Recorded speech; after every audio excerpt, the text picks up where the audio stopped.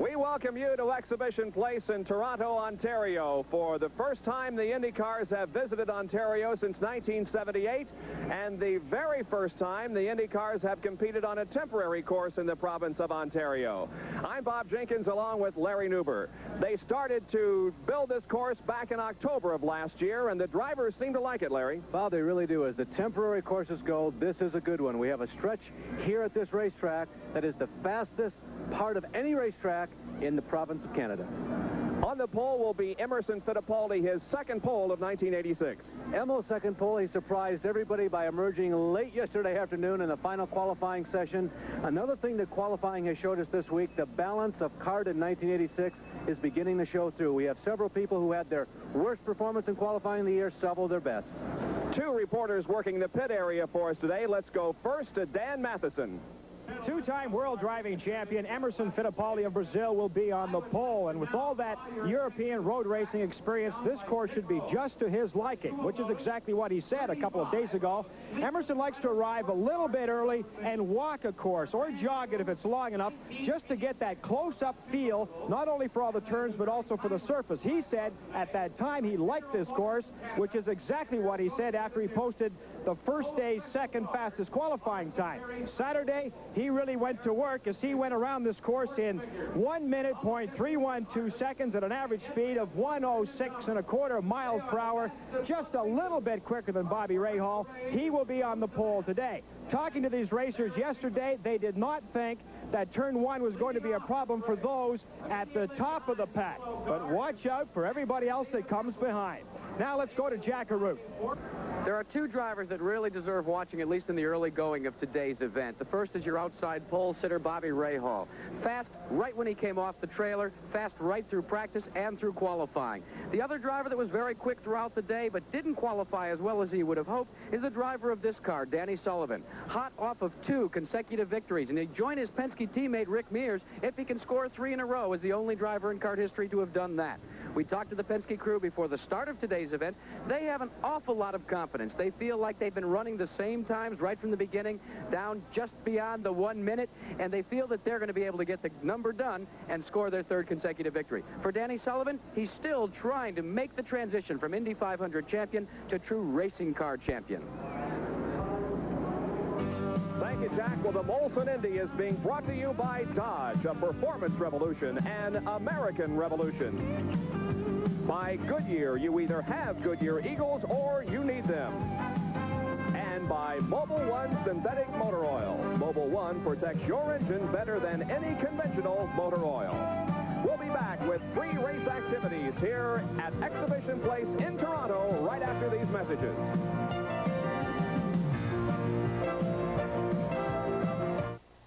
We are back in Toronto where the 24 cars are lined up and ready to go for this 103-lap event. Let's take a look at this 1.78-mile course. Bob, as temporary circuits go, it's very fast. The front of the pits around the very first turn, going underneath and just to the inside of Queen's Gate. A double apex corner, turn 1, turn 2, and now down the long backstretch. It's 9/10 of a mile in length if you include the Queen's Gate corner. And down the backstretch, this is the fastest part of the circuit, and they will probably reach speeds right around 170, 75 miles an hour before braking heavily and downshifting for corner number 3, the area they're approaching right now as we get a perspective from the driver. We're riding with Jeff Brabham. Really tricky corner because a lot of passing can be done here. You brake hard, downshift, as Bob mentioned. Then you go uphill into a series of S-turns around to the back half of this racetrack, actually the back quarter of the racetrack. We're going around the Queen Elizabeth Exhibition Building. Let's call it the Queen's Bend. It's actually turns 5, 6, and 7. There's a right-hander, a left-hander, and then after this left-hander right here, Jeff will go into a big, long sweeper corner. A lot of go-kart tracks have what they call the sweeper on it. This would be the sweeper around Queen's Exhibition, Queen Elizabeth Building. And now braking for corner number 8 and number 9. From corner number 9, they come on to a series of corners, 10 and 11, and between 10 and 11 is the start-finish line. Looks like a big sled, doesn't it? Here again, Jeff is coming out of the very final bend in the S's. This is the entrance to the pits. The pits, of course, on the inside. Remember, we're going clockwise here. at Toronto. There's a bend right there in the middle of the front stretch. You can see it, the pits parallel that bend as well as the crooked front stretch. And the white dots indicate the camera positions that will be used in bringing you today's 103-lap event, the Molson Indy from Toronto, Ontario. Very close to the lake, of course, boats out there. And in the last few minutes, Larry, some very dark clouds have moved in, and it looks like that rain could be imminent. Now, the forecast was for a 70% chance of rain, but this morning, the forecast last night was that the rain would be out of here by race time. It has not rained yet, but the clouds do indeed threaten. Tom Sneva, who has had an up-and-down weekend, he was in the top 5 or 6, believe it or not, when practice began on Friday. He ended up running about 10th, but it's been a pretty successful weekend for him. He's learning quickly in the road courses. There's Al Unser Jr., of course, had a disappointing weekend. He, along with Michael Andretti, had their worst qualifying runs of this year. The command has been given. The engines are being started. There is Kevin Kogan. Now, he's not driving the car that he normally drives, the familiar blue and white car. He'll be driving Emerson Fittipaldi's backup car. It'll carry the Fittipaldi colors, but it does, of course, have the 7-11 sponsorship. You saw a little bit ago Jacques Villeneuve, who qualified very well for this race. He has the 7th fastest qualifying time and will be inside row number 4 when the cars get the green flag. And, of course, Jacques is the favorite in this race because he is from Quebec, just located to the east of here. Bobby Rahal on the right, Emerson Fittipaldi on the left. That is the front row, Emil the pole center. The engines are being warmed up. The cars are still on the front straightaway here, but they'll be moving away for their pace lap in just a couple of minutes. So we'll be back with this Molson Indy from Toronto, Ontario, Canada, right after these messages. The cars have moved away and are now at the end of the backstretch, and we now present the starting lineup for the Molson Indy. On the pole from Brazil will be Emerson Fittipaldi in the number 20 Marlboro March, qualifying at 106.248 miles an hour. On the outside of the front row will be Bobby Rahal from Dublin, Ohio, in the Budweiser True Sports March, car number 3. In row number 2 on the inside will be Mario Andretti from Nazareth, Pennsylvania, in the Newman Haas Lola, car number 5. On the outside of the second row will be Roberto Moreno in the 5-star marketing Lola, car number 9, qualifying at 105.398. The third row, inside, Danny Sullivan, car number 4, the Miller American March. On the outside of row number 3 will be Roberto Guerrero in the number 2 True Value Emerson March. The fourth row consists of Jacques Villeneuve in car number 71, the Canadian Tire March. Outside of the fourth row, in the 7-11 March, car number 7 will be Kevin Kogan. The fifth row consists of Michael Andretti in car number 18, the Craco STP Lean Machine. Outside of the fifth row, Al Unser Jr. in the number 30 Domino's Pizza Lola.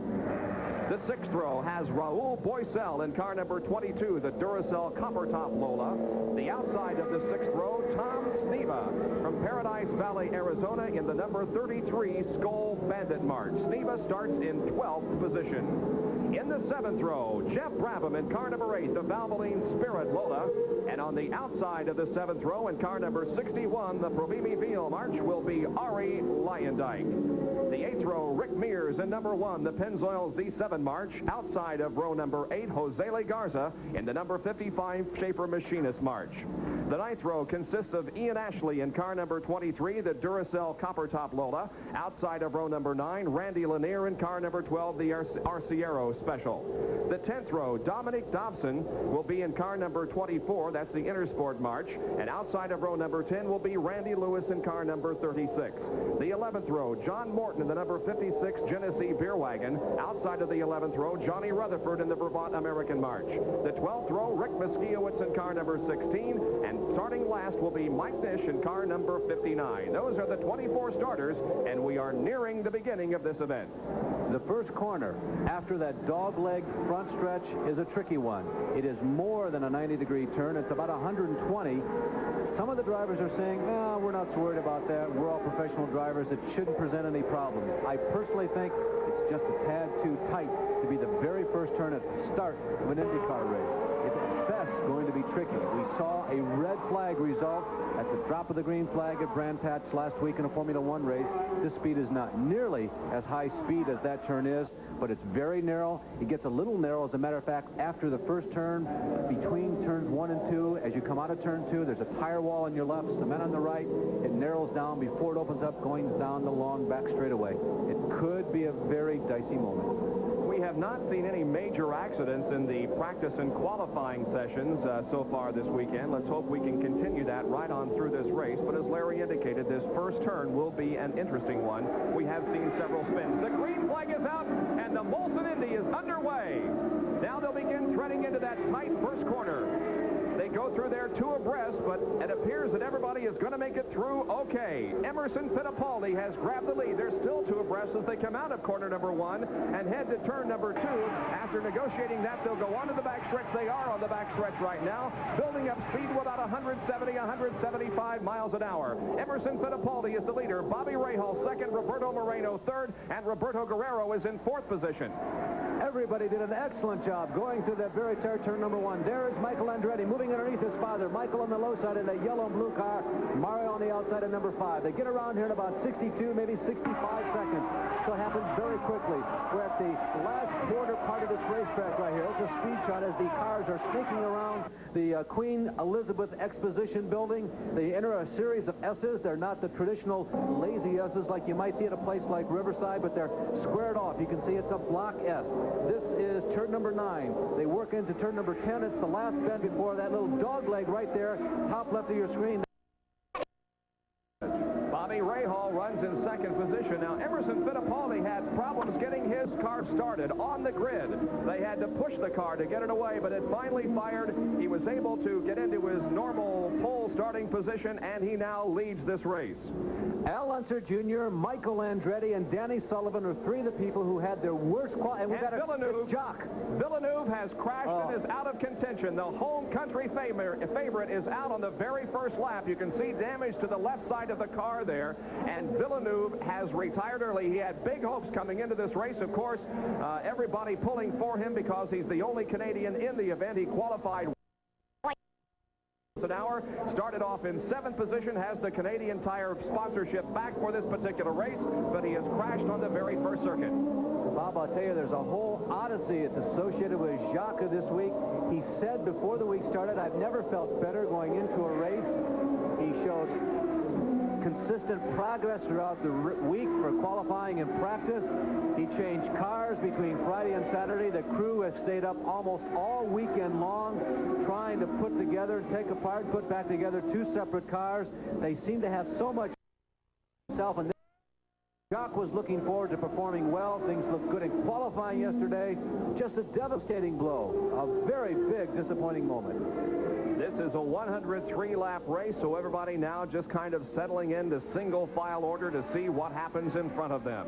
Emerson Fittipaldi, your leader. Here comes Bobby Rahal in 2nd position. Behind Rahal would be Roberto Moreno as the safety truck is on the racetrack now, obviously in an attempt to get Jacques Villeneuve's damaged car off the circuit. Running in 4th position would be the number 2 car. That, of course, is Roberto Guerrero, and behind him, Mario Andretti. Now, you saw there in the opening lap that Michael tried to pass his father Mario and take that position away from him, but Mario was able to hold on. Bob, just to comment about that safety truck being on the track, you can see there is no let-up in speed. This is one of the few circuits that you'll see the race cars out there. There's Michael running in 5th position right now. He Mario has gotten around his father. He just got around little Al right behind. One of the few racetracks where you'll see a safety vehicle go out while the field is running basically at full tilt. They do it very well in CART. The CART drivers expect it. The Horton safety crew headed up by Steve Edwards and his company. They tell all the drivers what's going on. They do a very good job. There's a great deal of trust that is shared among the driving fraternity and the safety fraternity in CART racing. And heretofore and up till now, it has worked very good, and the system looks rock solid. We will not have an overall yellow unless there is a serious accident that, for instance, blocks the track. But there will be yellows displayed, of course, in the area of the track that there is a problem. And when there is a safety vehicle on the track, the drivers are significantly and adequately informed of that. So the leader is Emerson Fittipaldi. Running in 2nd position is Bobby Rahal, and Roberto Moreno is 3rd. We're in Toronto, Canada, and we'll be back right after this.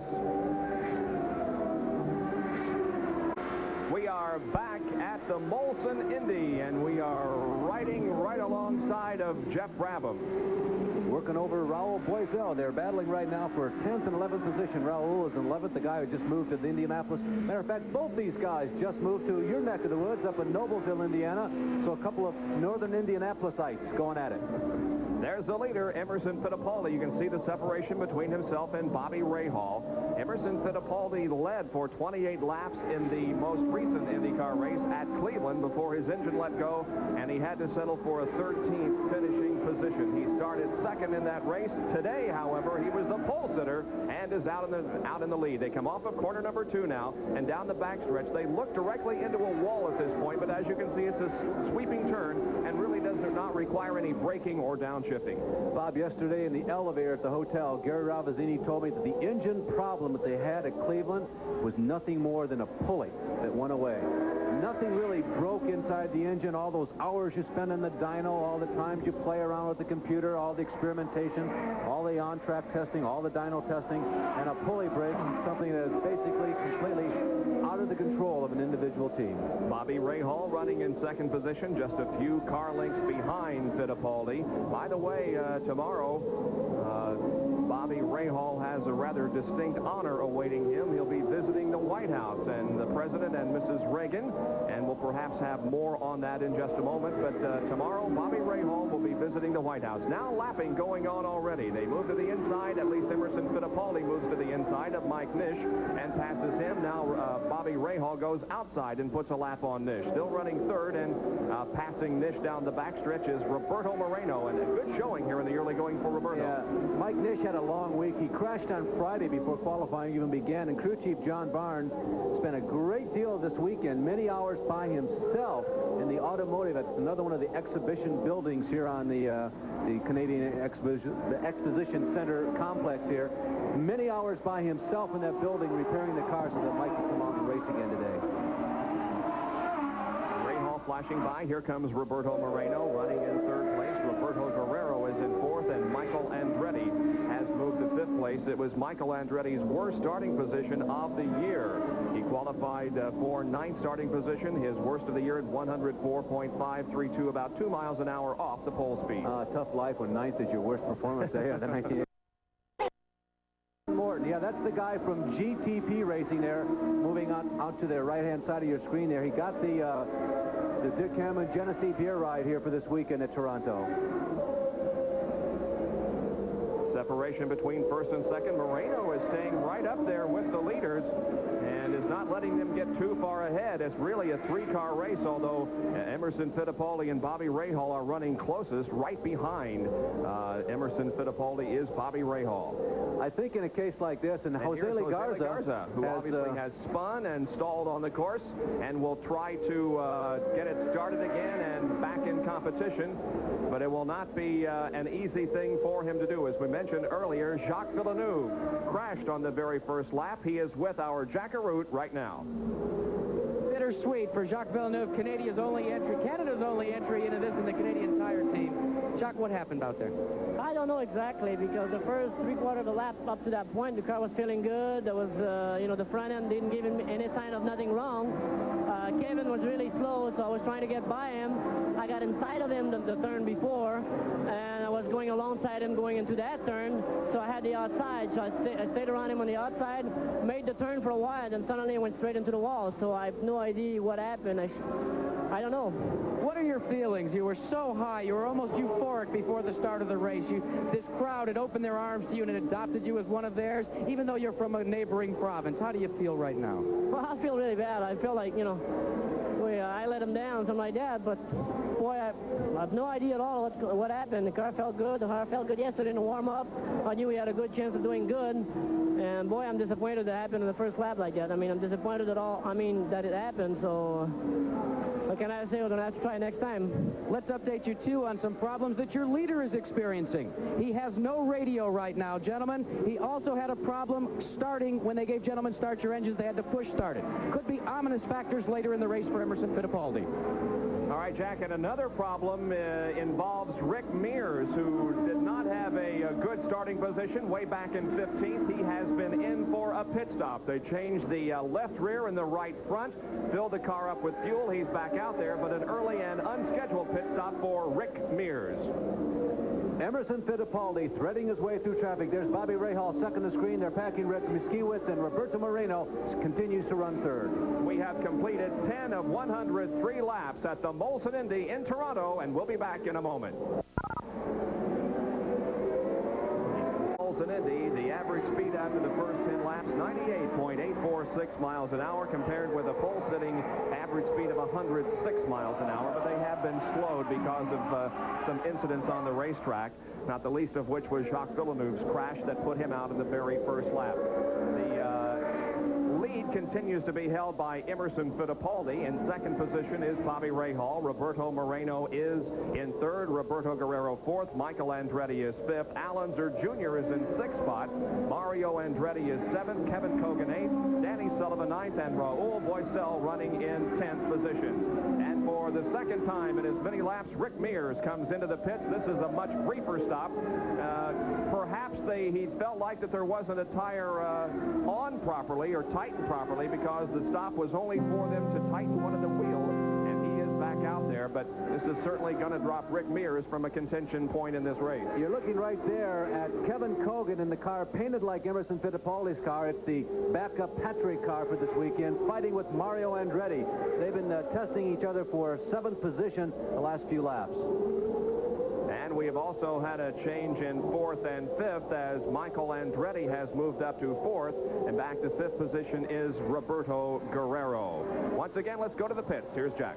A characteristic, or actually uncharacteristic, miscue by the Penske crew has cost Rick Mears another additional unscheduled stop. This is the center lug nut that goes on the right rear tire. They came in and changed the blistered tire, had to come back in because the crewman failed to tighten this sufficiently for racing speed. Therefore, he had to come back in. They did a quick job with it and sent him back out. So as speculated, that was the problem. Mears back out on the race course and up to speed. Meanwhile, we check in with the leaders once again. There's first and second in the interval between the two. Still only just a few car lengths as Bobby Rahal dogs Emerson Fittipaldi. That's the way they've been running since the drop of the green flag. We've completed 13 laps. Moreno has dropped out of the picture. We hope it's at least only temporary. As they were approaching slower traffic, Roberto had an opportunity to move up, and the young Brazilian took the advantage to do so, but now he's dropped out of the picture, and it's once again a two-car race. Emerson Fittipaldi and Bobby Rahal. Just a note about Emerson Fittipaldi. In racing parlance, he really needs a win. He's been so close. He's so deserving of it.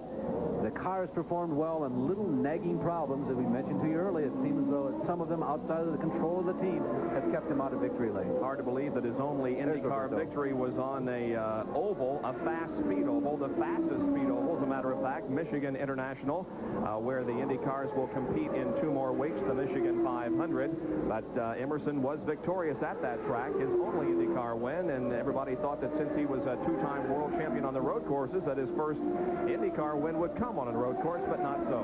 By the way, as we watch Michael Andretti seemingly reeling in Moreno, comment about Indy cars and MIS. A lot of rumors this week, 2 or 3 filtered to us in our office in Indianapolis, that they were going 220 in practice. Our information is, according to the teams involved, most notably Doug Schertz's Domino Pizza team and Roger Penske's team, of 212 or 214. Take it for what it's worth. That's from the teams. The rumors were 220.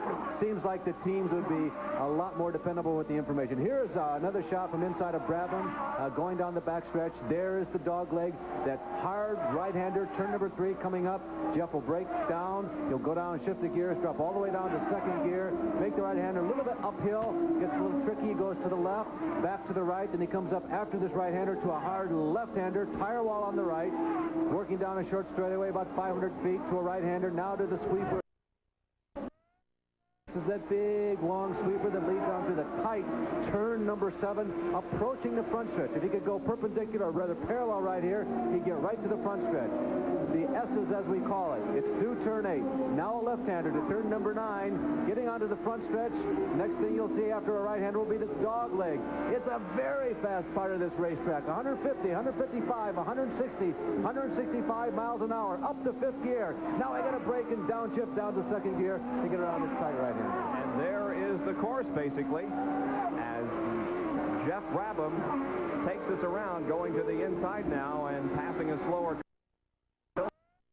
backstretch. Change for 6th and 7th position as Kevin Kogan has moved into 6th and Al Unser Jr. back to 7th position. Emerson Fittipaldi continues to lead this race as we continue to ride right along the shoulder of Jeff Brabham. Once again, moving into corner number 5, now down a short straightaway into corner number 6, around the Queen Elizabeth building, onto a wide sweeping portion of this racetrack, and that's one of the things that the drivers have been talking about all weekend, how wide this racetrack is and how smooth it is.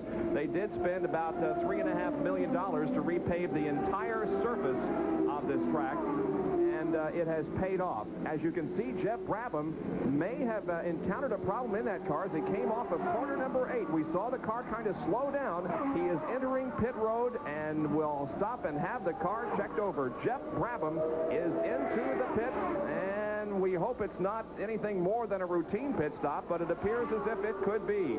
The red light, you can see when he moves his head, there is the red light showing, indicating that there is something seriously wrong with the car. They are looking at the rear end of it, not making any haste in changing tires or filling the car up with fuel, indicating that this is a mechanical problem that could spell the end for Jeff. Oh, that's a shame. Not only for Jeff, but also for all of our viewers. The in-car camera was working just superbly, and you got just some ideal point of view angles as what the driver sees.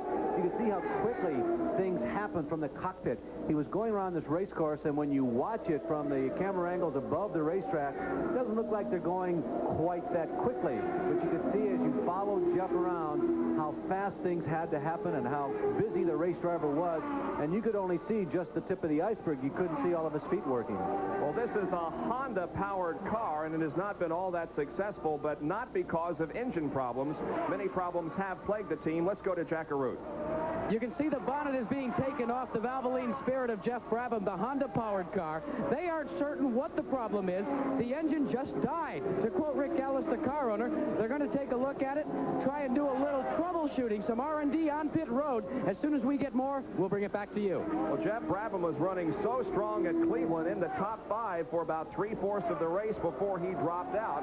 He dropped out of the Cleveland race because of a gearbox problem. This, however, appears to be possibly something engine-related. As Jack indicated, he will stand by and give us further reports on what the problem might be. You can see the separation once again between 1st and 2nd as Emerson Fittipaldi has now begun to open up a little bit of an advantage over Bobby Rahal. Rahal still running in 2nd spot. Still running 3rd is Roberto Moreno, and in 4th place is Michael Andretti. 40-gallon fuel cells. 1.8 is the formula on miles per gallon. It figures out to be about 40 laps on a 1.8-mile course would be the approximate range. We anticipate 2 pit stops, a 103-lap race. So about 40 laps and about 80 laps probably is what you'll see. If a car has to stop prior to 18 laps in this race and Brabham stopped just about at that mark, probably figure you got to stop 2 more times. It's going to require 3 stops. So we are now past the point. We are now on the 19th, working on the 20th lap. We are past the point where probably you could stop and get this race in with just 1 more pit stop.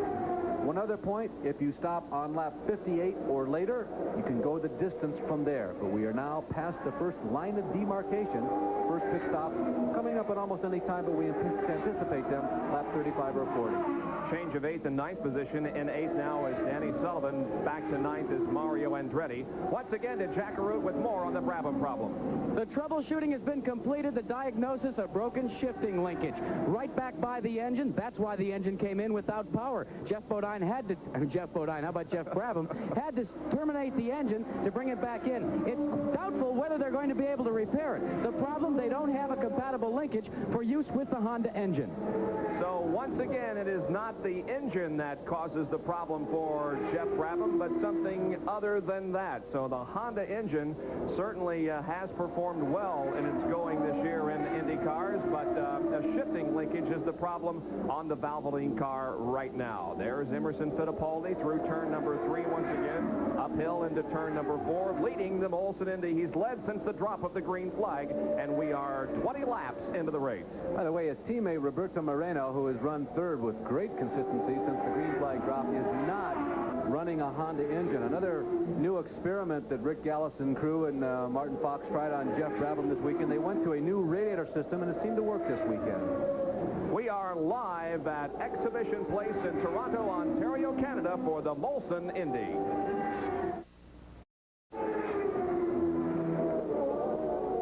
We are back in Toronto for the Molson IndyCar race, and the lead continues to be held by Emerson Fittipaldi with Bobby Rahal running in second position, then Roberto Moreno, followed by Michael Andretti, Roberto Guerrero, and Al Unser Jr. There's the leader, Emerson Fittipaldi in the number 20 Marlboro-sponsored car.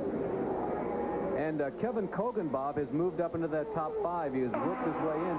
He's been running pretty consistently. We told you that he is in a backup car. The car will be painted exactly like Emerson Fittipaldi's car. We are trained on the leader, Emerson Fittipaldi, right here.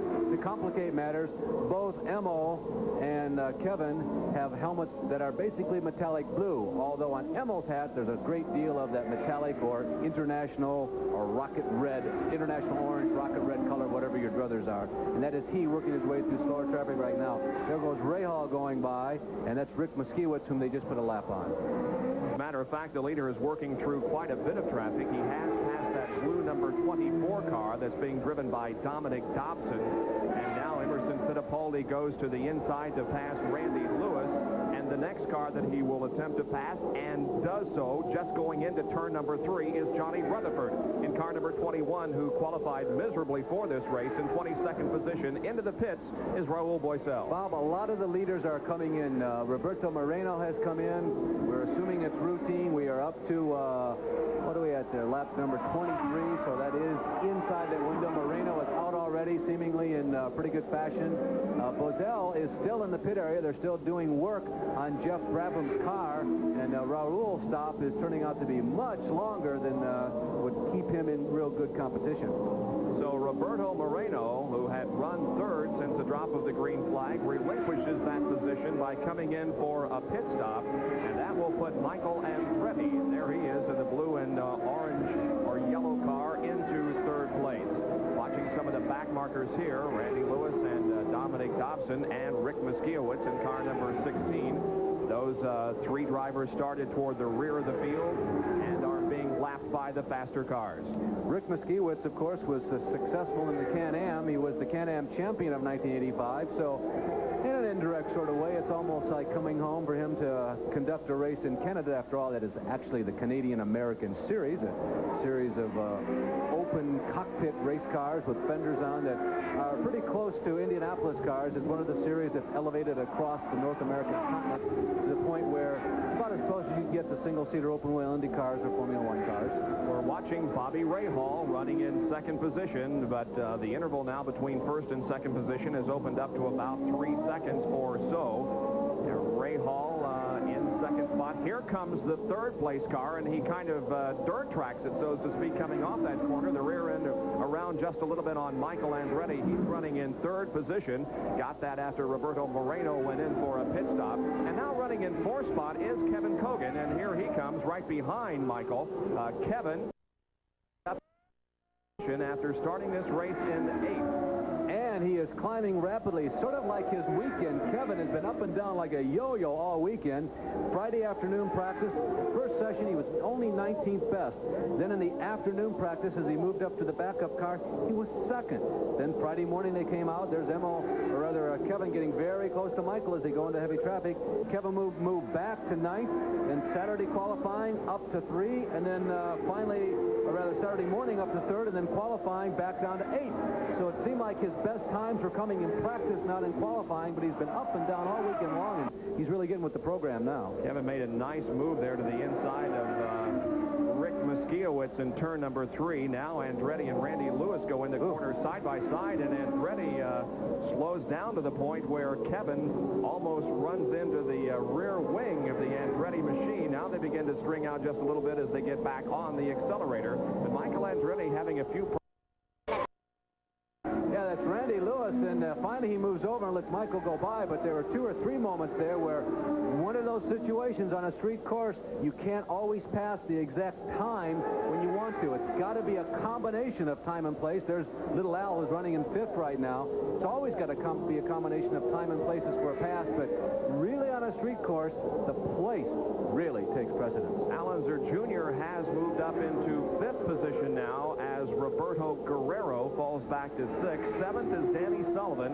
In 8th place is Mario Andretti. 9th is Ari Leyendyke. And in 10th position is Raul Boisel. There's Kevin Kogan running 4th. We mentioned about how the division is really showing how equal it is because of some of the people who had their best and their worst qualifying times of this week. Beyond a shadow of a doubt, the worst qualifying times of the year were turned in by the individuals Al Unser Jr., Michael Andretti, and Danny Sullivan, if you can call 5th, which it was, a tie for Danny's worst of the year.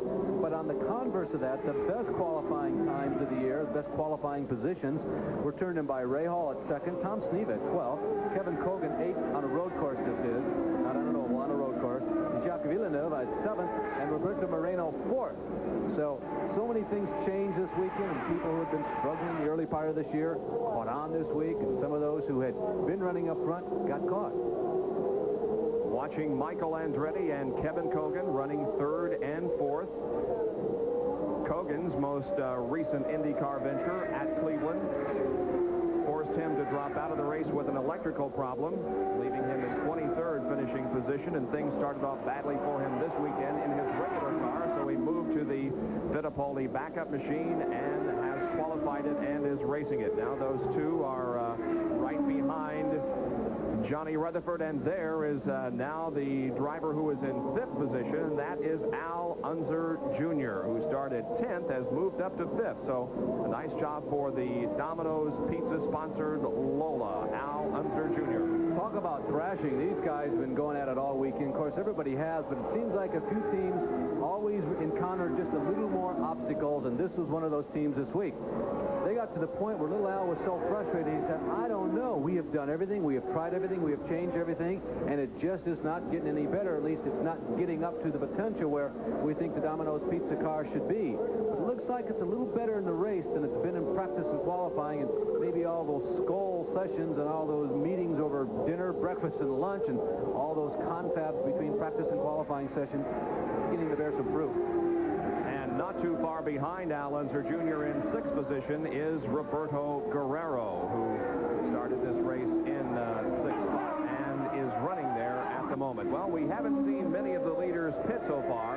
Mario Andretti did come in for a pit stop a few minutes ago, but as far as Fittipaldi, Ray Hall, and the others up front, no pit stops yet, but we expect them in just a few laps. We'll be right back with more from Toronto. Back at Exhibition Place in Toronto, Canada, where we're presenting live the Molson Indy on this Sunday afternoon. The first time the Indy cars have visited this province since back in 1978 when they were at Mosport Park, which is to the northeast of Toronto. And in that race, by the way, Danny Ungaius was the winner. Here this afternoon, Emerson Fittipaldi jumped into the lead at the drop of the green flag, has held it since. In 2nd position is Bobby Rahal. 3rd is Michael Andretti. 4th is Kevin Kogan. 5th, Al Unser Jr. 6th position is Roberto Guerrero. In 7th is Danny Sullivan. 8th is Mario Andretti. 9th is Ari Leyendyke. And 10th is Raul Boisel. 11th, unofficially, is Roberto Moreno, who has made a pit stop. And then Tom Sneva is running in 12th position. Everybody up front has different strategy about the pit stop, so we're anticipating a stop by Danny Sullivan. The crew is scurrying around in front of us. Our position is right above the start-finish line. Al Unser Jr.'s crew has now gone over the wall. There's Al out on the racetrack. The crew is out over the wall. Tom Sneva's crew directly in front of little Al's crew. Okay. They are also out. We have a yellow, a full course yellow, apparently. And why why we're not sure, but this is going to cause a rash of pit stops. Everybody can pit under yellow and not lose any positions. Here they are. Emerson Fittipaldi is in. So is Al Unser Jr. Here comes Danny Sullivan. All the leaders we anticipate to stop because of this full course yellow that has been displayed over this circuit. There is Kevin Kogan, whose crew goes to work on his car. Michael Andretti has apparently not pitted, and several others have not, but Emerson Fittipaldi and Al Unser Jr. have. Both of them service completed. They're back out on the racetrack. Danny Sullivan gets service completed. He's back out there. And now we wait to see who else might be coming in for a stop. There is the Provimi Veal team. R.A. Lyondike coming to a stop as his crew, with Art Graneveld, of course, the car owner of this machine, rolls into the pits for routine service. Fittipaldi is in. His teammate Kevin Kogan made a stop just a lap ago. Here's the leader, though, Emerson Fittipaldi, who is getting service on his car. They're changing rubber on the left side of the machine and filling it up with fuel. Jack Arute is watching all of this pit activity from pit road.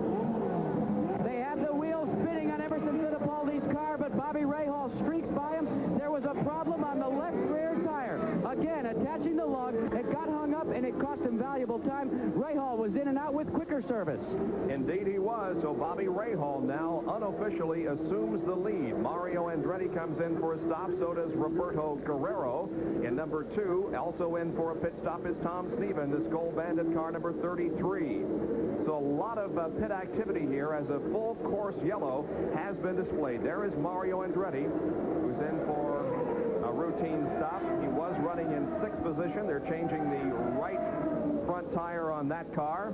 Fuel apparently has already been put in. There goes Mario Andretti away, and Roberto Guerrero also stands on the gas and moves back out onto the racetrack. You can see the pace car is out there slowing down the field. Bob, we might add something here. The pace car is picked up with Rick Mears, who is several laps down. Right behind him is Emerson Fittipaldi. We think we saw Bobby Rahal getting out first. Rahal may be the leader of this race and all the way around at the tail of that line, meaning all these guys are almost a lap behind. Well, that's one of the things we'll check with the timing and scoring. For the moment, though, we'll be right back with more from Toronto. Back at the Molson Indy, where Mike Nish has crashed hard, necessitating a overall yellow flag to be displayed. Mike is still in the car. You can see the stretcher, which has been removed from the safety vehicle, and the safety workers and the doctors are working to try to extricate Mike Nish from this car. We saw Dr. Terry Trammell there. Obviously, Steve Edwards, who is the director of safety, is on the scene. It is their job to get to the scene of the accident as quickly as possible to determine the extent of injuries, to stabilize the driver, to remove him to the Horton Medical Facility. That is a portable medical facility located at every IndyCar race. And then if further treatment is required, he's transported to a local hospital. But as you can see, Mike Nish still in the car, and the safety workers trying to extricate him from the wreckage. We go down to the pit area once again. Here's Jack Arute. This is going to be a costly period of caution for Emerson Fittipaldi. Fittipaldi pitted under the caution. He pulled back out on the racetrack and passed the pace car. CART officials have notified Gary Rovenzini and Pat Patrick, the team manager, that they will be bringing him in for a stop-and-go penalty when the race reverts back to full green. Very costly. We're going to go back up further on pit road and see if the same will be assessed upon Bobby Rahal, because by our recollection, Rahal also passed the pace car. We'll be back to you with that in a moment. Bob, I'll tell you something I don't understand. We're being told that Emo passed the pace car, yet he follows him on the racetrack right now. Right. We saw Rahal get out of the pit seemingly ahead of the pace car. We did not have an angle, of course, on it the whole time while Bobby was making his pit stop. And while all this is going on, all this questioning about who came out first, who passed the pace car, we understand it is also raining. Well, it looked a lot worse an hour ago, just before the race started, but it is now sprinkling, at least. I don't think it could be considered a rain, but we do have sprinkles falling on this course. And so the question becomes, if it does begin to rain harder and the track is wet, does that mean that everybody will come in and change to rain tires? And of course we are on a road course, which means that these drivers will compete in the rain. And we hope hope that the track can stay dry and this shower will pass over, but for the moment we do have some sprinkles. But as we look off toward the south, that's the direction we're facing here, we see blue skies and no real serious threat of rain, at least to the south, so we'll see what happens here. In the meantime, we are overall yellow because of an accident involving Mike Nish. We'll be back in a moment. Back in Exhibition Place in Ontario, there you can see just one of the grandstands here, and as we indicated in the opening of the show, there were 30,000 temporary seats built here. Every seat was sold, and the city decided to allow 30 more standing room people to come in here for. And as we entered the gates this morning at 8:30 or so, there was a sign saying Molson Indy sold out. So 60,000 people had been committed to this race, and nobody else was allowed. And as far as inside the ticket booth, there are nobody home. They had closed up shop, went home yesterday. When business closed, they had sold everything they had. I think this will have to be determined as one of our most successful IndyCar races of the year. Certainly first-time IndyCar races. And there is, by the way, a 3-year contract to have an IndyCar race at this location, and then there is an option for more races. We hope that you'll be with us to enjoy Speed Week this Thursday night at 7:30 Eastern Time. Every week at that time, Larry and I bring you up to date on all of the results and news from the world of motorsports. That's Speed Week, Thursday nights at 7:30 p.m. Eastern Time on ESPN. Well, we have a further update from the pit area, and here's Jack Arute. We told you before break about the stop-and-go penalty that will be assessed to Emerson Fittipaldi when this race reverts back to green. But we have checked with Steve Horn and the True Sports entry and asked them about their situation. They said, no, CART has informed us that we passed the pace car under the right circumstances, so we'll be at the tail end of the field, but still on the lead lap. Now, there's another problem that's developing. This race has given us something for everyone. The clouds are very ominous now, and they're very heavy, and precipitation is beginning to fall. If that happens, these crews will have to bring their cars back in one more time to go from this to this. Rain tires, the groove tires, to keep the cars from aquaplaning and gain adhesion on the road course. We'll have to keep you appraised of that. Right now, there's no problem with the rain, but if it gets heavy, this is what they'll go to. My colleague Dan Matheson is further down pit road with this report. Jack, Rick Mieskowicz just had a dreadful pit stop. He was here for over 2 minutes, and the problem started right away. First off, they could not get the right front off, and then they had to go and they had an open fuel cell, so they had to get a lot of water. There's some water on the pit track right now. They swept most of that off. Shouldn't cause a problem. All right, thank you, gentlemen, for your reports down there. Meanwhile, the yellow continues to be displayed all around this 1.78-mile circuit because of the accident involving Mike Nish. I'm a little confused, Larry, on who's exactly leading this race, because Bobby Rahal is the 19th car in this line, and if he is the leader, then he has a lap lead on just about everybody else. Now, why Emerson Fittipaldi would be given a stop-and-go penalty is beyond me, because he is behind the pace car, indicating that he did not pass it, so why would he be penalized? Yeah, I agree with you, Bob. It seems to me, through the years we've accumulated of observing, the pace car was probably told to pick up the leader, which at the time was Emerson Fittipaldi, and I think we have not succeeded in getting young Mike Nish out of that car yet. Just guessing, the pace car perhaps was told to pick up the leader, Emerson Fittipaldi. There's another look at the skies, and in the pits, as Jack described for you, Bobby Rahal beat Emo out of the pits.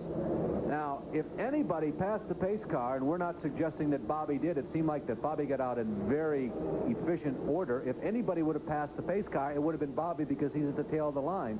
So, as we see it right here, Bobby is the leader of this race after 40 laps, and he has now got the length of the racetrack between him and the rest of the entire field. You can see the jaws of life have been called in to get Mike Nish out of his wrecked car. We'll have more on that hopefully in just a moment. Bob Jenkins, Larry Newber, Dan Matheson, and Jack Arute back at Toronto for the Molson Indy, we have had a crash which has necessitated an overall yellow. The crash involves Mike Nish. He has not yet been taken from the car. Now, let's talk about that for just a moment. The length of time that it takes to extricate a driver from his racer is in no way reflective of how serious the injuries are. These cars are built to collapse and to break away when it does come in contact with something. Now, it's very possible that he is trapped in the wreckage, but is in no way injured, and that's certainly the circumstances that we hope we're working with here. We have not received any official information on the extent of the injuries to Mike Nish, but he has been in that wrecked race car for many, many laps.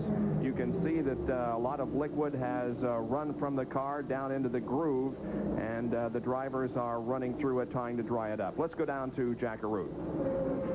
Just as many of us have known for so long, it's a tight fit for these drivers inside these cars, and in checking with the crew members for the Machinist Union team, their initial reports from the scene of the accident are actually that Mike Nish's legs are pinned in the car, but that he's conscious. Now, we repeat that is a report we received from the crew, not from the medical staff here at the Toronto Fairgrounds. But we'll keep you appraised. They say it's his feet are pinned in the car. That's the reason for the jaws of life and for the delay in the extensive caution period.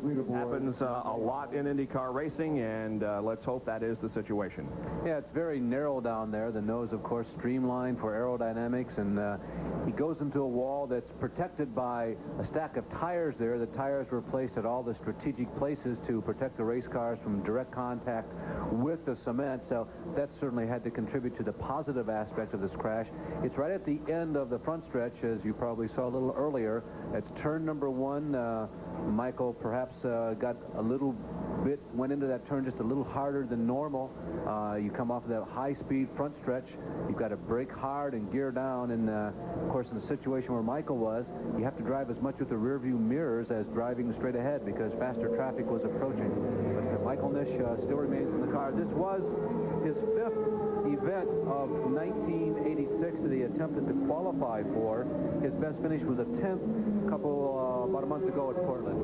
And nobody, including fans, drivers, crew members, nobody concerned with this auto race, wants to hurry things along here to get this race back under green. Our most important consideration at this point is for them to take their time in getting Mike out of the car and making sure that there is no serious injury involved with that.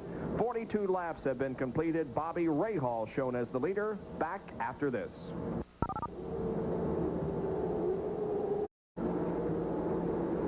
The overall yellow flag continues out on the Molson Indy racetrack because of an accident involving Mike Nish.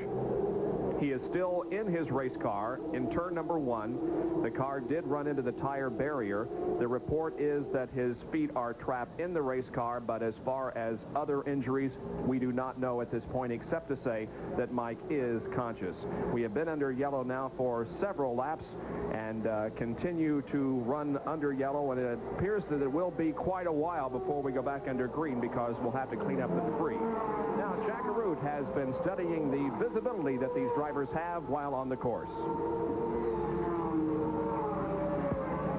Neil. Yeah, would you like to see with very green stuff? The vision through these mirrors is severely occluded by the large rings that hang in the back of each car. So what a driver sees in his mirror is a very small window, a tunnel of sorts through the wing that shows about 8.5 by 10 inches. That's a very small picture. A lot of action going on behind him. It's especially important on a road course and a temporary street course like this one. Bob, we might take a little bit of time to explain what the CN grounds are like. Exhibition Place, I guess, is the modern name for it. This little peninsula, we're sticking out into Lake Ontario. We're on the mainland, but it's a peninsula. It's pretty good size. It's built around a stadium. It's a stadium where the Argonauts and the Blue Jays play CFL football, and the Blue Jays, of course, baseball. Inside the stadium, which has been here for quite a number of years before it was renovated, there used to be a quarter-mile paved racetrack where they ran super modifieds. That goes back 20, 25, 30 years ago. People like Harvey Lennox, and I think Steve Joya, maybe in the early stages of his career, had an opportunity to run up here long before they took it apart and put up this ultra-modern Olympic-type stadium. There's a great deal of amusement park-type atmosphere points here on this peninsula. There's a roller coaster that is active during the National Exhibition every year.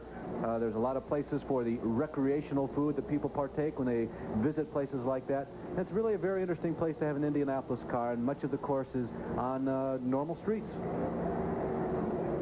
Field filing around the course now, still under reduced speed because of the Mike Nish accident. We go down to the pit area for this report once again from Jack. Barry Green is the crew chief for Michael Andretti's car. Barry, this caution is a mixed blessing for you people because you did have some concern about fuel consumption before the start.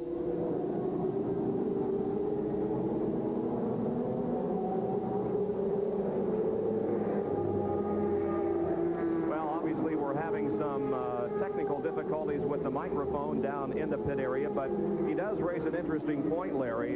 There was concern about fuel consumption and the amount of fuel that the cars are given for this kind of race, but with this long yellow period when speeds are so slow, that now is negated, and there's no longer a concern about having enough fuel to finish the race. Yeah, I think enough of them had a cushion. Most of them had a cushion even before this long yellow, but as you pointed out, Bob, this really eliminates any question at all.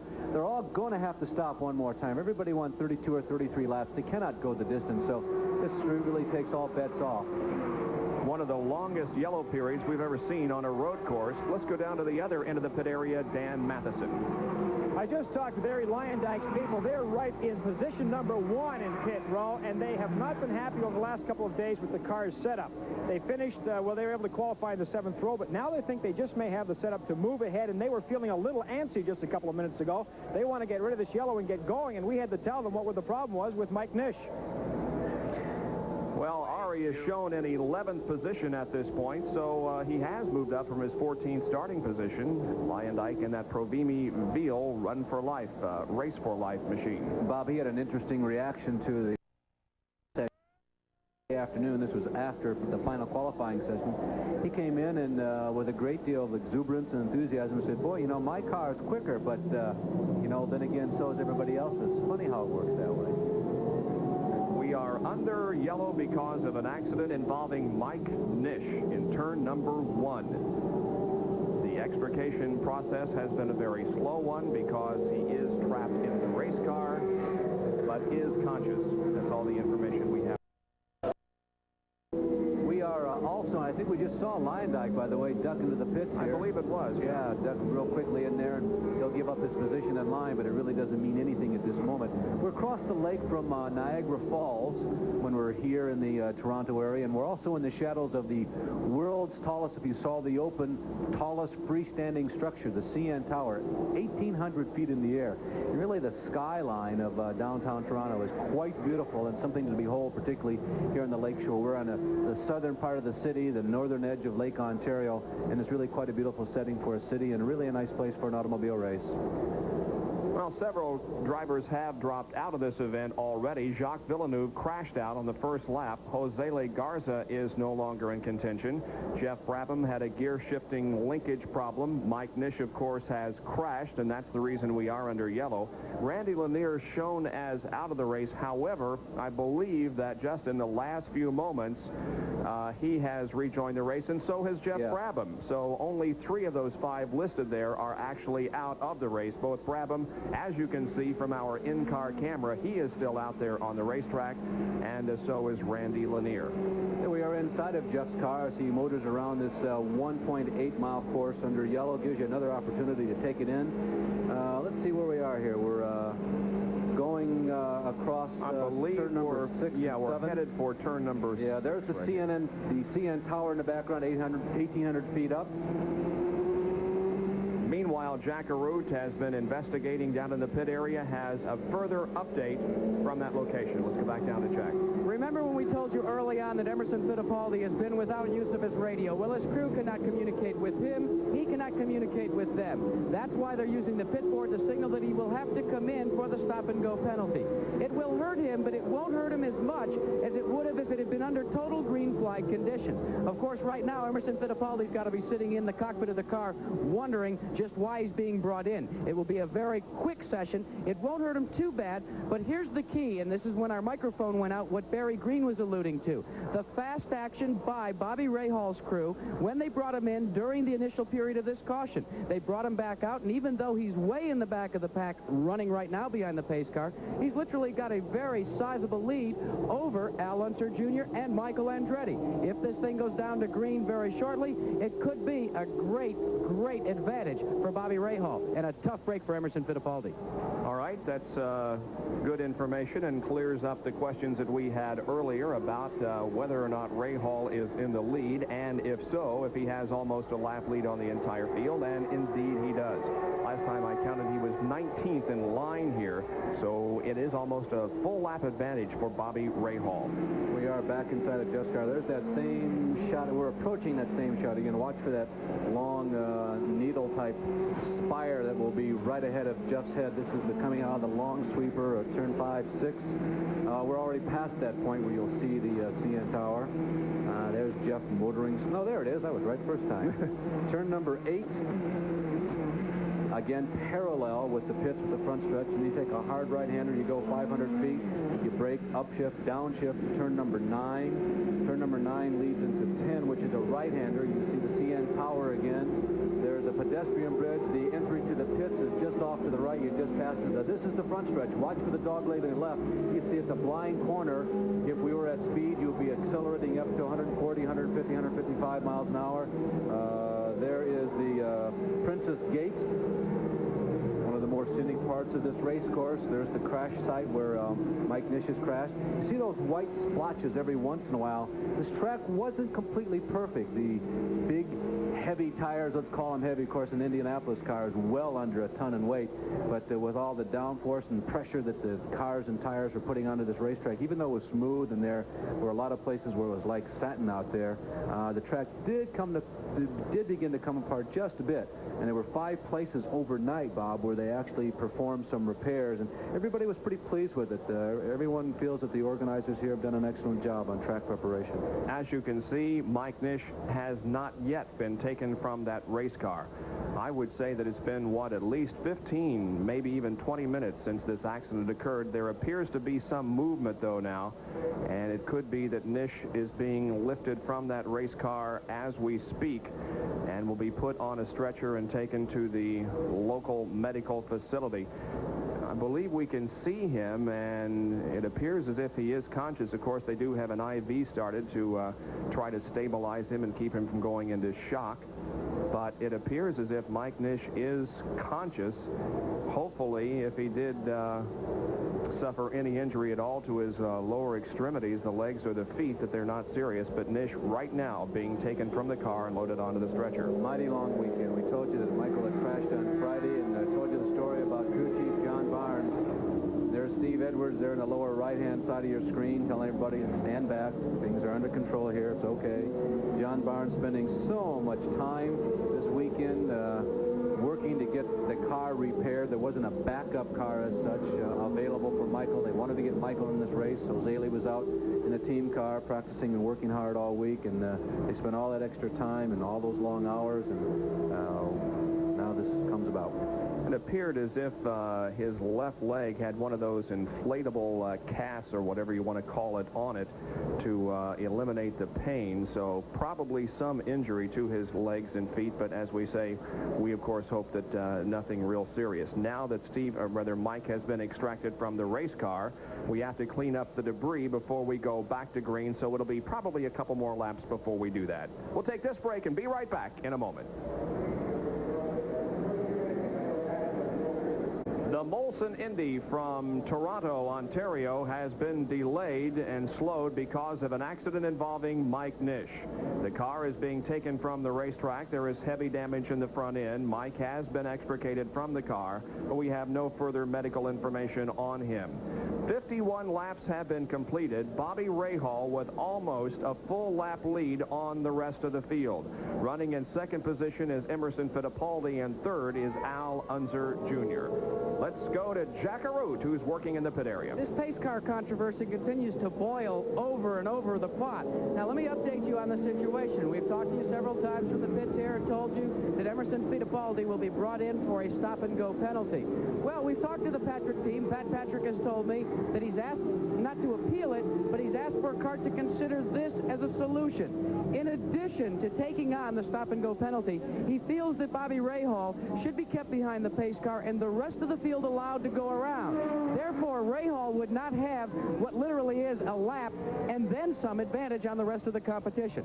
CART has taken that under advisement. Meanwhile, Rahal has come in, topped off his fuel tank, and maybe that will resolve the situation as well, because now he will catch up to the back of the field. It's really confused down here. When you talk to the CART officials, all they say is, we're taking it under advisement. A very big word with a big question mark behind it. Well, it is an interesting situation. There are only 21 cars on the track, and Rahal was running around the 19th car on the track before he came in, and now Tom Sneva is behind him, so I think he's in 20th spot, so he didn't lose anything by going in for that pit stop, and really was not penalized at all for doing so again. But this is an interesting scoring snafu that has occurred.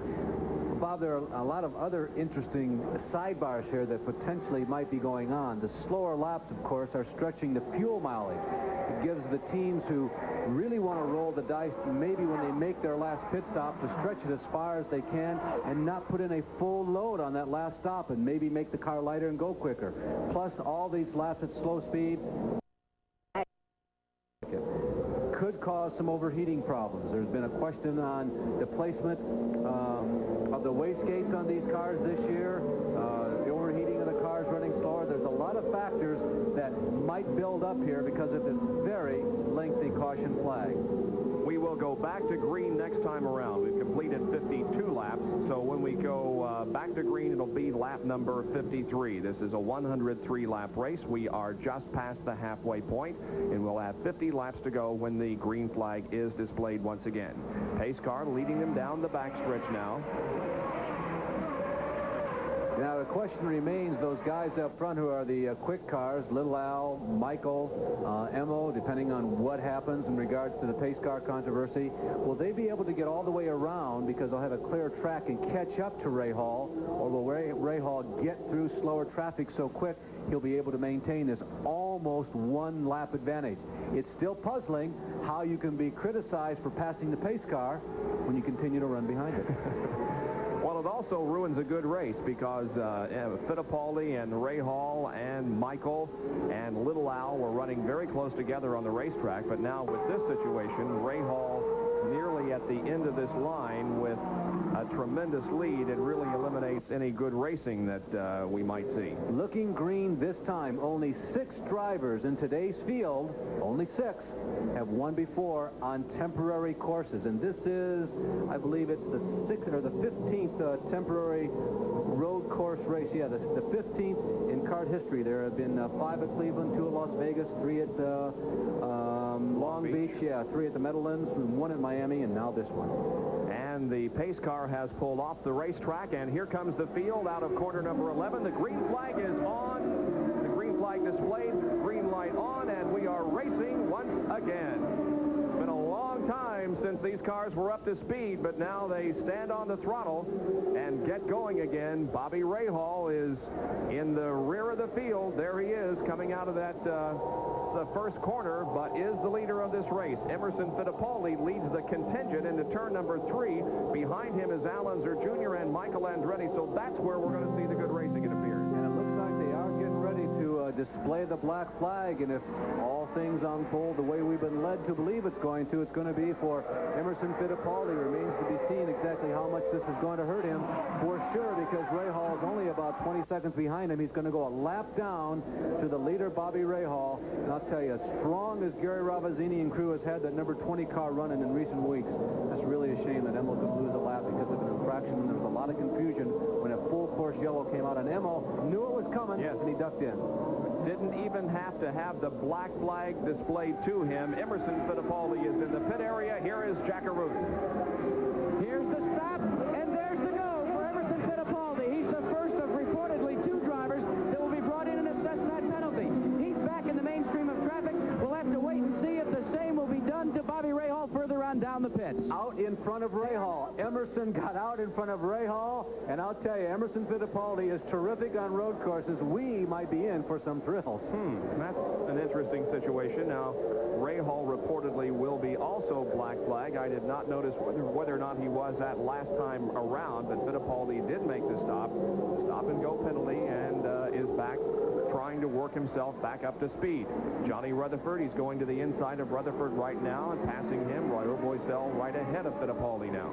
Nicky Finoro, the official starter, still has the black flag in his hand, and if Rahal happens to be the next one required to come in, that puts Little Al and Michael in that order, the leaders of this race. Still watching Fittipaldi. Waiting for Rahal to come by. Finoro has got the eagle eye out.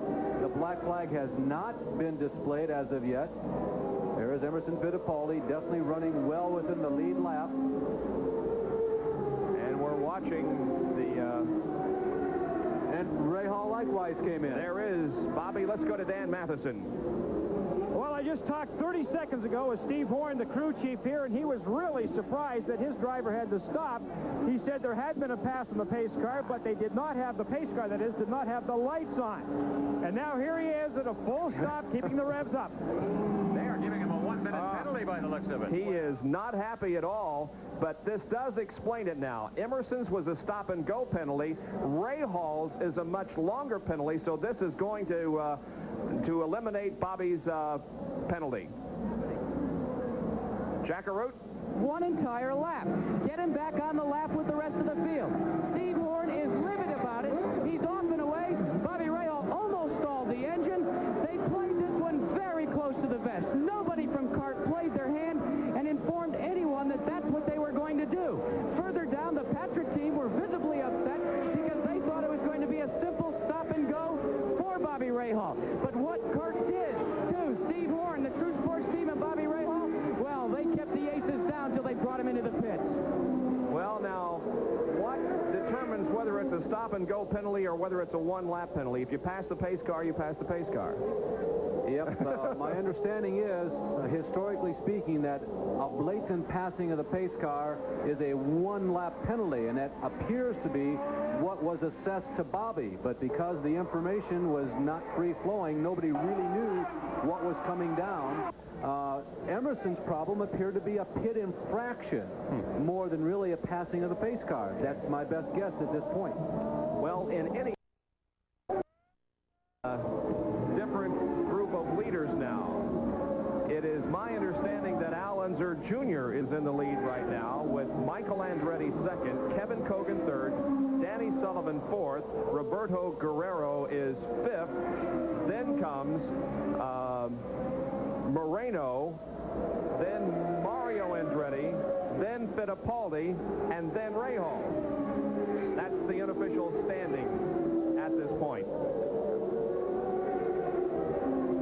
Let's go down to Dan Matheson, who has further comments on this scoring situation. Dan? I just asked Bobby Rahal's crew chief, Steve Horn, if he'd come and talk to us about what just happened, and he just couldn't trust himself to appear on camera. He is livid. He said the CART officials have made a mistake. Black and white, that simple. He says the pace car was not moving, no lights. He's furious here. Well, it is a big question mark in our minds up here in the booth. But for the moment, Bobby Rahal is back in something like 10th position and trying to catch up. Well, we are anticipating a stop by Kevin Kogan, by the way, as we are watching Bobby Rahal right now showing in 9th place. There he's moving up on Raul Boiselle. Now, Bobby is not a lap down as Kevin Kogan has executed the stop, and we are told that it is a black flag stop and go on Kevin Kogan. Well, there goes Emerson Fittipaldi's teammate, Kevin Kogan, out. No, that's not Emo. That is Kevin Kogan. And Kevin Kogan has experienced the same, well, sort of the same malady that befell Emo and Bobby Rahal. I did not see the black flag. It could have been a stop-and-go penalty, but they did take the opportunity to fill the car up with fuel and to check over the tires. So Kevin Kogan is back out there after also being assessed to stop and go. The one thing that has happened, Bob, with all of this that's going on, everybody's on the same lap. We've got 9 or 10 cars in the lead lap, so they're all running together. It's just that Fittipaldi and Rahal, after doing all that hard work, have to do it again. And there's Roberto Guerrero. The report is that he spun. He's on one of the escape roads. That's at the end of the long backstretch. That's turn number 3. So Roberto is not losing a lap, but losing valuable positions out there. There is Al Unser Jr. I guess he's the leader right now. He is. One of the nice things about this racetrack is they did provide some excellent runoff areas, and that was one of the real troublesome points there in turn number 3, where Guerrero did get off the course, but was in the runoff area and did not hurt himself or the race car. Now there is Al Unser Jr., who's the leader of the race, and in second spot right now with 59 laps completed is Michael Andretti. And we keep getting reports that Rahal is moving up. Unofficially, he's moved up to the number 7 position. So Bobby Rahal, with the steam coming out from both earlobes, is on the move and hunting down the leaders. There's Michael Andretti. He is second, and Sullivan, who is running in third. 2, 3, and 4 there, as a matter of fact. Michael, Danny Sullivan, and Roberto Moreno. That's 2, 3, and 4. They're running right together on the racetrack. So, yeah, this yellow period and the stop-and-go penalties and the one-lap penalties that have been assessed have indeed closed up the field and made this a great race. A little earlier, we commented that Al Unser Jr. was one of only 6 drivers, there's Al, who has won a race on a temporary course. The leader is Mario Andretti, who has won 5 times on temporary courses. Danny Sullivan has won 4, 2 of them in 1986. Bobby Rahal has won once, Michael Andretti once, and Tom Sneva once, if you count that win at Vegas, that billiard ball win. If you saw the race, you know what I mean. I guess cue ball, perhaps, is a little bit better way of putting it. Al Unser Jr. is one of only 3 drivers to finish 6 of the 7 events in 1986. There you can see 2, 3, 4 going through the corner. Running in 5th position is Mario Andretti, and I believe that is Andretti. Yeah, right behind Roberto Moreno. Another relatively interesting statistic as we look at 2nd, 3rd, 4th, and 5th. Of those 14 heretofore temporary road courses, if you add up the winners as well as the fast times, it gives you an indication of how some of the individual drivers have adapted to these very tricky and tight temporary courses. If you add up fast time and wins over the years since 1982, Mario Andretti gets 11 with those 5 wins we told you about earlier. By the way, they're getting ready to pass Dominic Dobson, who has painted A.J. Watson's car this week to match his helmet. That's Randy Lanier right in front of the group. Danny Sullivan gets 7 on that competition index on the temporary courses. Heavy traffic right here. Bobby Rahal 3, Michael Andretti 2. Both of them, as we told you, wins this year. And Junior, Sneva, Senior, John Paul Jr., and Kevin Cogan each get 1. And we got a wheel off. Looks like off the Arciero car. And it's bounding down the racetrack. And it'll go into a catch fence. There are debris fences here, and it is Randy Lanier who has lost the right front wheel on that car. Luckily, the debris fences kept it from going into a spectator area, and everything appears to be okay. You can see Randy trying to bring that car into the pit area. He still has pretty good control of it. We'll be stopping and getting that right front wheel replaced. We'll take a look at the replay and try to determine what happened. Well, there is Lanier being lapped. You see the wheel coming off. The right front just came off. It looked like the lug bolt just fell off or broke, perhaps. We've seen that at the Speedway. That's going into turn number 8. The leader's going to the inside right and bouncing right in front of Mario Andretti and Roberto Guerrero as they went through and tried to put a lap on Randy. Well, it looked as if the tire may have struck the Moreno car. It bounded in some way, and now Roberto Guerrero falls out of the race, apparently. Let's go down to the pit area. There are still problems on Randy Lanier's car. They tried to put the right front tire on. The lug had come off, it spun off, and it seems to have stripped it somehow, and they're unable to reinsert a new lug nut. So this is costly for Randy Lanier. A small fire in the back of the car, nothing to be concerned about. Roberto Guerrero has extricated himself from his machine. Now they found a lug nut. They're going to try and insert it on here for Randy Lanier. Lanier, remarkably, keeping his composure in the car, continuing to just hammer the throttle, and you can see the lug nut that that's resting on the track? Now Lanier has actually killed the engine on the car. The crew frantically going for the starter. This is costly for the Rookie of the Year at Indianapolis. Indeed it is, and the fifth-place runner, Roberto Guerrero, climbed out of his machine, Jack, just as you began to do that report on Randy Lanier. Now they get the car fired again, and Randy is pushed away, but he goes by the car of Roberto Guerrero, and he was running in fifth position when he brought his car in and apparently retired from the afternoon. They are pushing that number 2 True Value Emerson March behind the wall. Tough break for Roberto Moreno.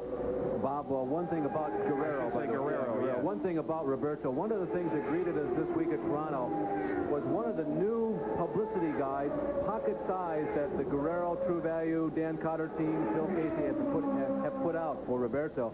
I must tell you, it's quite nice. It's one of the most convenient and one of the most well-done guides I've ever seen. Well, that's enough of the commercial, and we'll go back to the leaderboard now, which shows Al Unser Jr., Michael Andretti, Danny Sullivan, Mario Andretti, Roberto Moreno, and charging and coming on strong, Rahal in 6th, Fittipaldi in 7th. I think it's still a Rahal-Fittipaldi race. And there are 64 out of 103 laps completed in this race.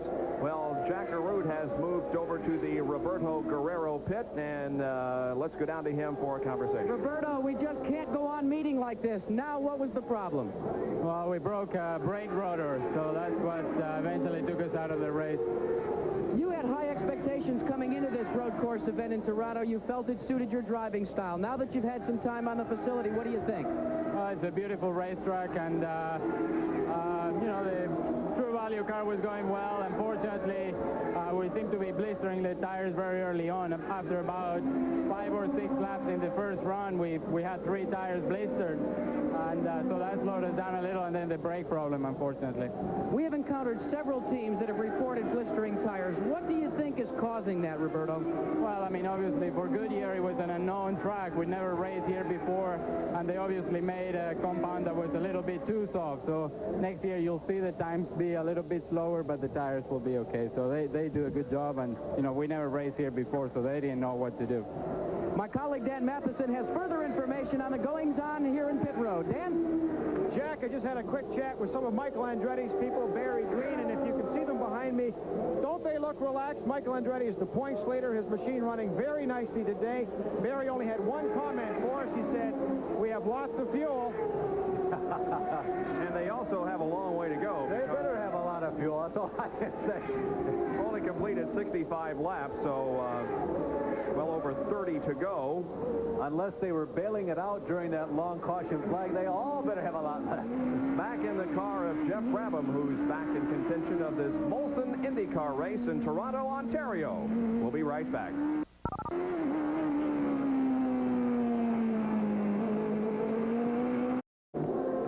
For the Molson Indy, Bob Jenkins, Larry Newber, Dan Matheson, and Jack Arute. Al Unser Jr., Little Al, is the leader of this race right now. Running in second position is Michael Andretti. Third is Danny Sullivan. Bobby Rahal is moving up from a 6th place that he had to fall into after he was assessed a 1-lap penalty for passing the pace car when we had the long yellow because of the Mike Nish accident. Roberto Moreno is still up there, running in the top 5. It's beginning to tighten up just a bit. There is first and second, trying to put a lap on. I think it's John Morton in the Genesee Beer Wagon. Yeah, that first and second there is Little Al and Michael. I would be a little surprised. Oh, no, Michael couldn't make the move. I was going to say I'd be a little surprised, but Little Al gave him the room, and Michael went underneath. So a pass for the lead, and Michael Andretti goes back on top of an IndyCar race. He has led all but one race this year. He did not lead a single lap at Cleveland, but that broke his record, and now he assumes command here in this IndyCar race in Toronto and tries to pull away from Al Unser Jr. If there has been a Mr. Speed with a capital S in 1986, it's that guy right there in that blue and yellow car. Michael Andretti has been seemingly superior at every racetrack except the last race at Cleveland. That was the last time, the only time this year that Michael didn't look like he had the best car in the racetrack. The early part of this race, hit the wall. Michael hits the wall, bangs on the right side of the car, Sullivan goes off into the run-out area, so the leader crashes out. Michael Andretti crashes. He's climbing out of the race car, apparently okay, but he went rather hard into that wall, not at a severe angle. It just touched the wall with the side of the car, and you can see that he is visibly upset. Well, he was passing Johnny Rutherford, and I have a feeling you're going to see here that his anger is going to be directed toward Johnny Rutherford. I did not see the angle. I do not know if John moved over on him or not. Let's watch for it. Remember, Michael is in a blue and yellow car. He's going to be, and he brushed Johnny before he hit the wall. So Johnny Rutherford apparently braking sooner than what Michael anticipated. Johnny perhaps trying to slow down to let Michael by. Michael did not expect him to brake, and he powdered him right in the back. Well, I don't think that Michael Andretti will be credited with leading a lap. He did lead the race, but not a lap before he has an encounter with Johnny Rutherford and the wall that knocks him out of contention. Tough break for Michael. Boy, with all the money that's available for the point totals at the end of the year, an incident like that has such ramifications. You work so hard to get these things to perform, and when an incident takes place on the track, but that's racing, but when it takes place, it's just like somebody has reached into your pocket and picked it. Well, there's another replay. As you can see, the Andretti car going into the wall. And Little Al was almost involved in that because JR really slowed down after Michael hit him, and Little Al had to get on the binders too. You saw the smoke come up. Had to do a nice job of braking and avoiding the Johnny Rutherford car, and right behind Little Al was Danny Sullivan, who also did a nice job of maneuvering his car out of the way. A nice shot of the new yellow strobe lights. All the drivers are raving about the yellow lights. They are temporary. You can move them around from track to track, and those yellow strobes are being used at most of the courses that the Indy cars run on these days, and there's a lot of ideas and thoughts for the future about the use of these computerized lights, the lights using strobes, and there's a real possibility for a lot of new innovations in regards to lights and signaling for safety reasons on the IndyCar track in the future. Now running in second position is Danny Sullivan in car number 4, and as Jack Arute indicated in the very beginning of the program, Danny Sullivan is going for his 3rd IndyCar win in a row, and that has not been done since Rick Mears did it several years ago. Danny has had some minor altercation somewhere. Look at the lower strut there on the rear wing, and Sullivan going to the inside of Little Al down the backstretch. Danny Sullivan has the line on Al Unser Jr. going into turn number 3. Break down hard, drop down to second gear, and Sullivan's going to get him when they turn in. Oh, they go in the corner side by side, but does Danny Sullivan does grab the lead from Al Unser Jr. Danny Sullivan goes into the lead. The last time that a driver won 3 consecutive IndyCar races was back in 1981 when Rick Mears did it by taking Michigan, Watkins Glen, and Mexico City. So Danny Sullivan at the moment is on his way to tying that record. Now in 4th position is Bobby Rahal, who continues his pursuit toward the front after being assessed a 1-lap penalty. Now just to recap, we anticipate pit stops to be coming up here in the next 10 minutes or so. Remember what happened last time we had all those pit stops. 3 drivers, the leaders, Bobby Rahal, Emerson Fittipaldi, plus Emerson Fittipaldi's teammate Kevin Colgan, were all assessed penalties for pit infractions or passing the pace car after the last pit stops.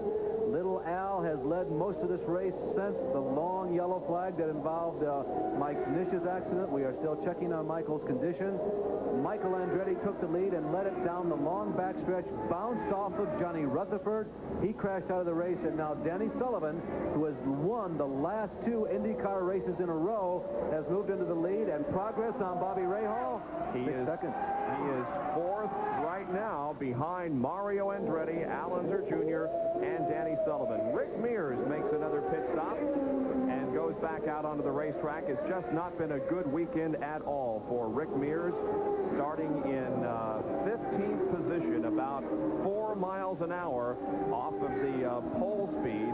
Rick was in for a very early pit stop, much sooner than anybody else, and although he is in the top 10, really has not been competitive at all here this weekend.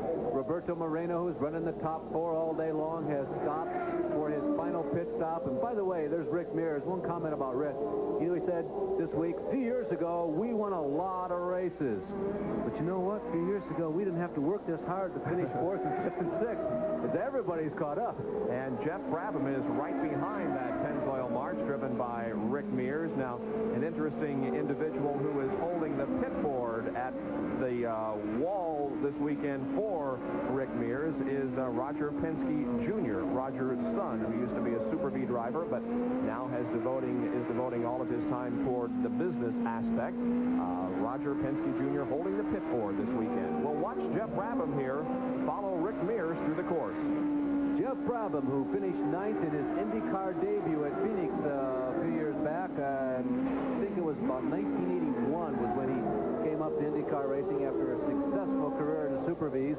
Following Rick Mears around and looking for leader Danny Sullivan, who's put a lap on Tom Sneva. There goes Sullivan to the high side of Brabham down the Lakeshore Boulevard, the long backstretch, Molson Straight, whatever you want to call it. There goes Sullivan now back into the cockpit with Jeff Brabham and the Valvoline Hawk moving there through traffic.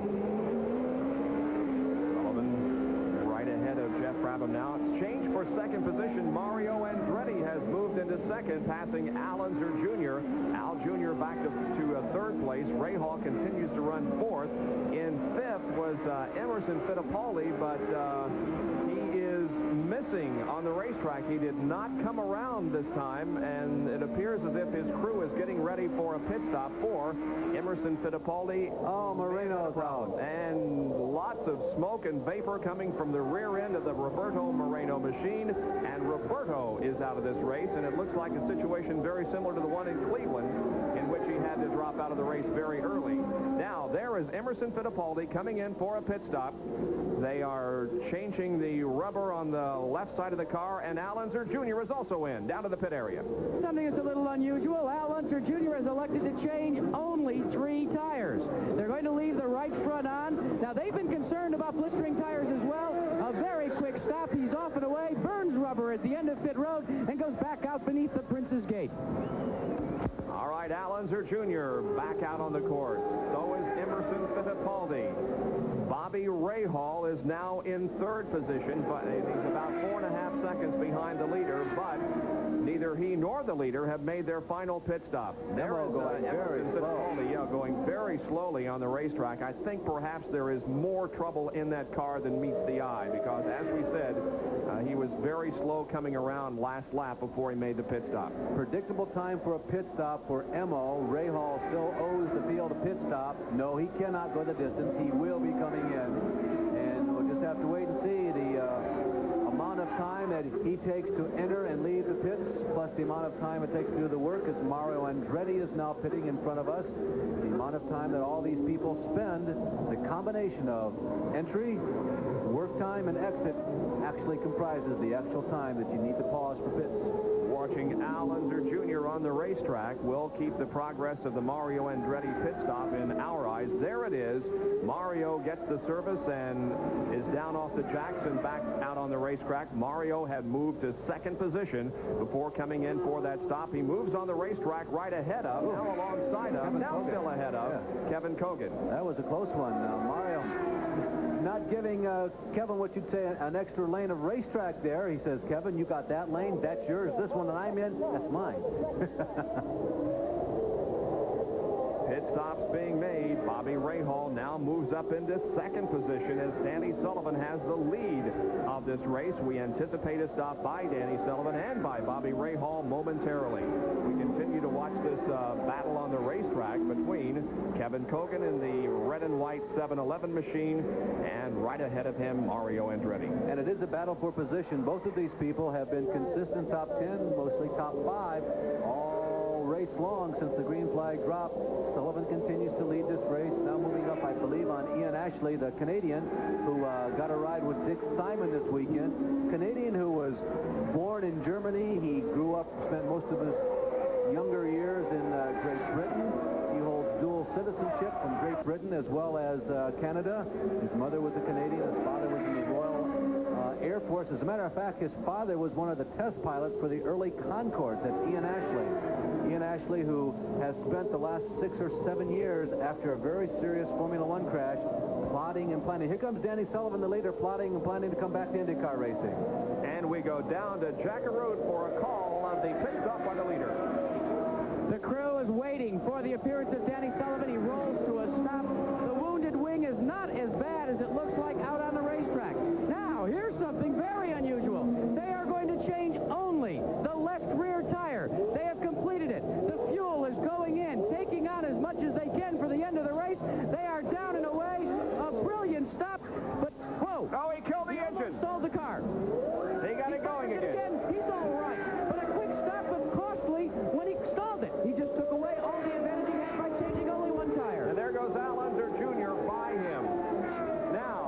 watch for a pit stop by Bobby Rahal, who is the leader. We'll also inform you that Emerson Fittipaldi is back in the pit area and appears to be out of the race.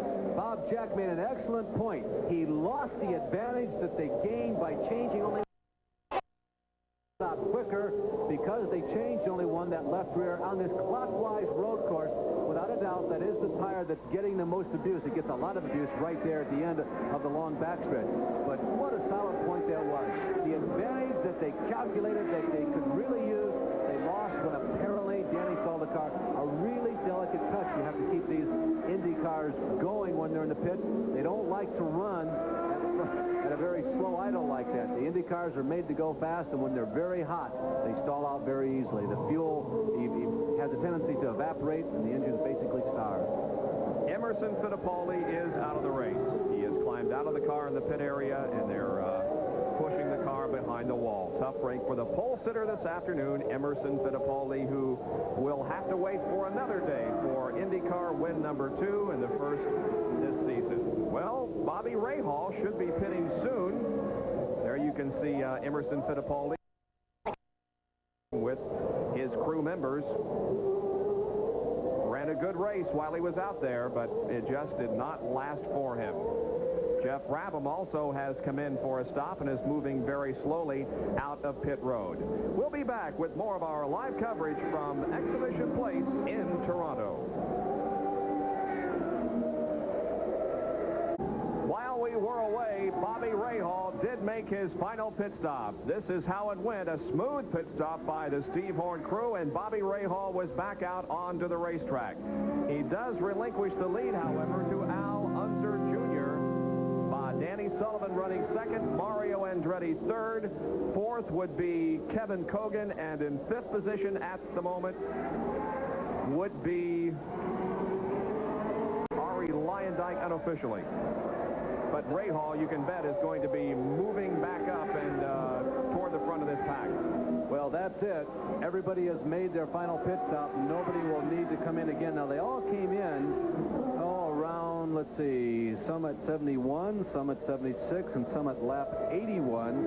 Now, the people who came in early, like lap 71, Roberto Moreno, might have been stretching it just a tad, but he dropped out of the race, so that eliminated that. The number 1 car, Rick Mears, also came in early, but he's several laps down. Tom Sneva came in on lap 81, still running in the top 10, but still not really a challenge to win. But everybody came in on lap 75, 76, which is just about what we told you at the top of the show. Perhaps just a tad early, but everybody is checking to make sure they got enough fuel for the finish, but it should just not be a question for anybody. All right, Bobby Rahal has moved already into third position behind Little Al and Danny Sullivan. He is between Sullivan and Mario Andretti. There he is, Bobby Rahal, back up into third position. We have had 5 leaders of this race. Emerson Fittipaldi led the first 32 laps. Then Rahal took over the lead from 33 through 54.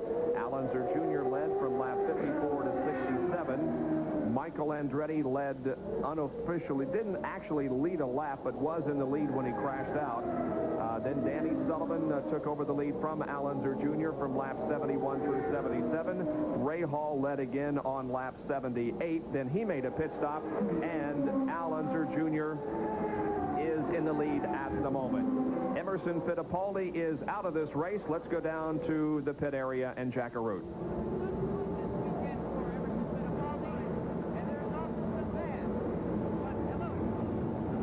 Again, we are having a microphone problem with Jack Arute and his equipment. We apologize for that, but Emerson Fittipaldi is out of the race. Since 1957, yes, 57, there have been a total of 16 race meets of Indianapolis cars out of the United States. A grand total of 25 events, because if you recall, back in the days when USAC was going to Monza, for instance, they were running 3 events on one weekend, and many of the other races in the 70s were 2-event weekends. But there have been 16 meets in all. Canada has held 8 of those meets, or 12 of those events. Of the total 16 meets 25 events since 1957. Mario Andretti is the most prolific winner. He's won 4 times, and Rick Mears and Jim Rathman are tied for second with 3 wins each. Jack Arut's Mike hopefully is repaired. He's down with Emerson Fittipaldi. I don't know if maybe it's just standing next to Emerson Fittipaldi that all of a sudden I have radio problems, but that was the case. Emerson, what I was going to ask you is what finally put you out? I had, going out of turn 1, my gearbox went into neutral, and I couldn't get any gear except first gear. I don't think broke the gears, but broke the selector of gears. Your impressions of this event, you know, you were up, you started on the pole, then you had the problems with the car stalling and not having to be push-started for the start, the radio not working, the stop-and-go penalty. It's really not been your kind of afternoon. Yeah, I was very disappointed. I didn't understand why they gave him the black flag. My car was really fast, and I was, you know, doing a good race. I was very pleased with the performance.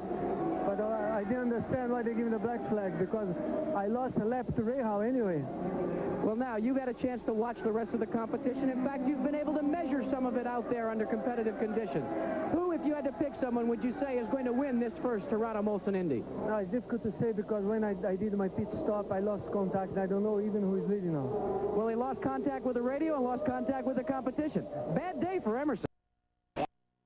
Here is a leader who's moving through some slower traffic right now, and he has a crash. He runs into Jeff Brabham. He was trying to pass him, or at least move alongside him, made contact. Is that going to spell a major problem for Al Unser Jr.? The front wing of that car, the right front wing is torn off, but he continues to run at speed. He had developed a comfortable lead over second-running Danny Sullivan. By the way, when you get a shot of the inside of the right front, you're going to be able to see the huge brake ducts that are mounted on the inside front tires of this race car to keep the brakes cool. They were the biggest that I saw as I walked through the pits over the weekend.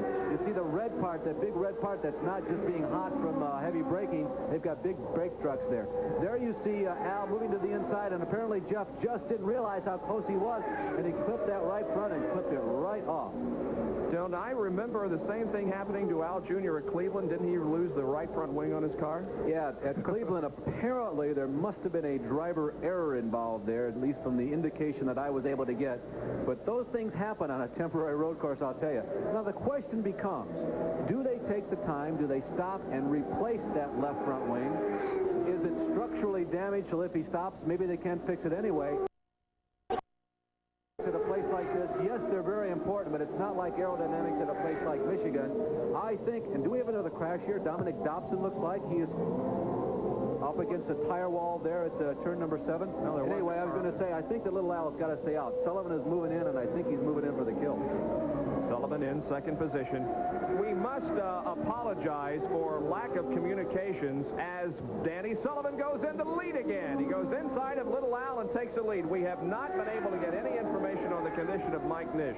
We wish that we could get information and pass it along to you, because it's important to us, and we know that it's important to you and Mike Nish fans, but we just simply have not been able to get any information on his condition. But we look at Little Al coming in. He squeezes himself right between the wall and Al. He got a great shift, Bob, a great series of shifts coming out of turn number 2. Now, Sullivan is not going to lay down and die, I guarantee you, but what happened was Little Al moved over for Danny because he but coming out of turn number 2, as he went up to the gears, you could just see he hit him just perfect.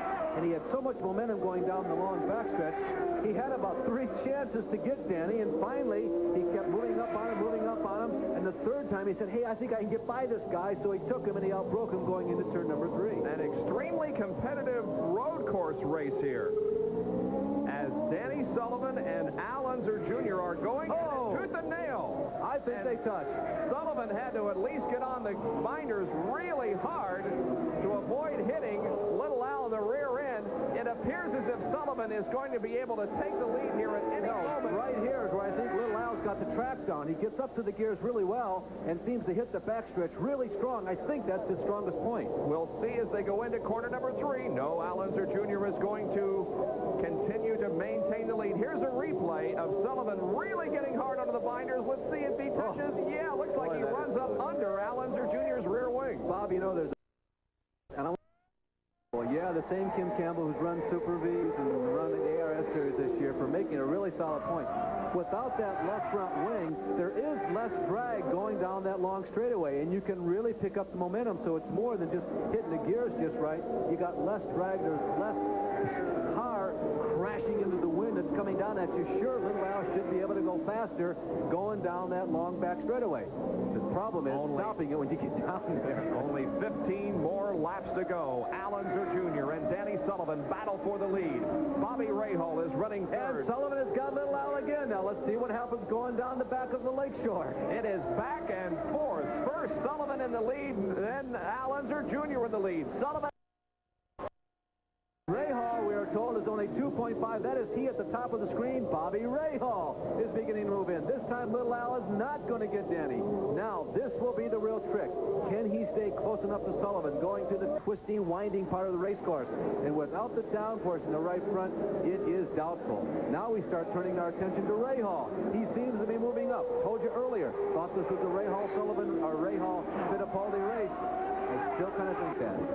This is really going to get interesting when Bobby Rahal joins this two-car battle and makes it a three-car battle for the lead at the Molson Indy in Toronto. We'll be right back.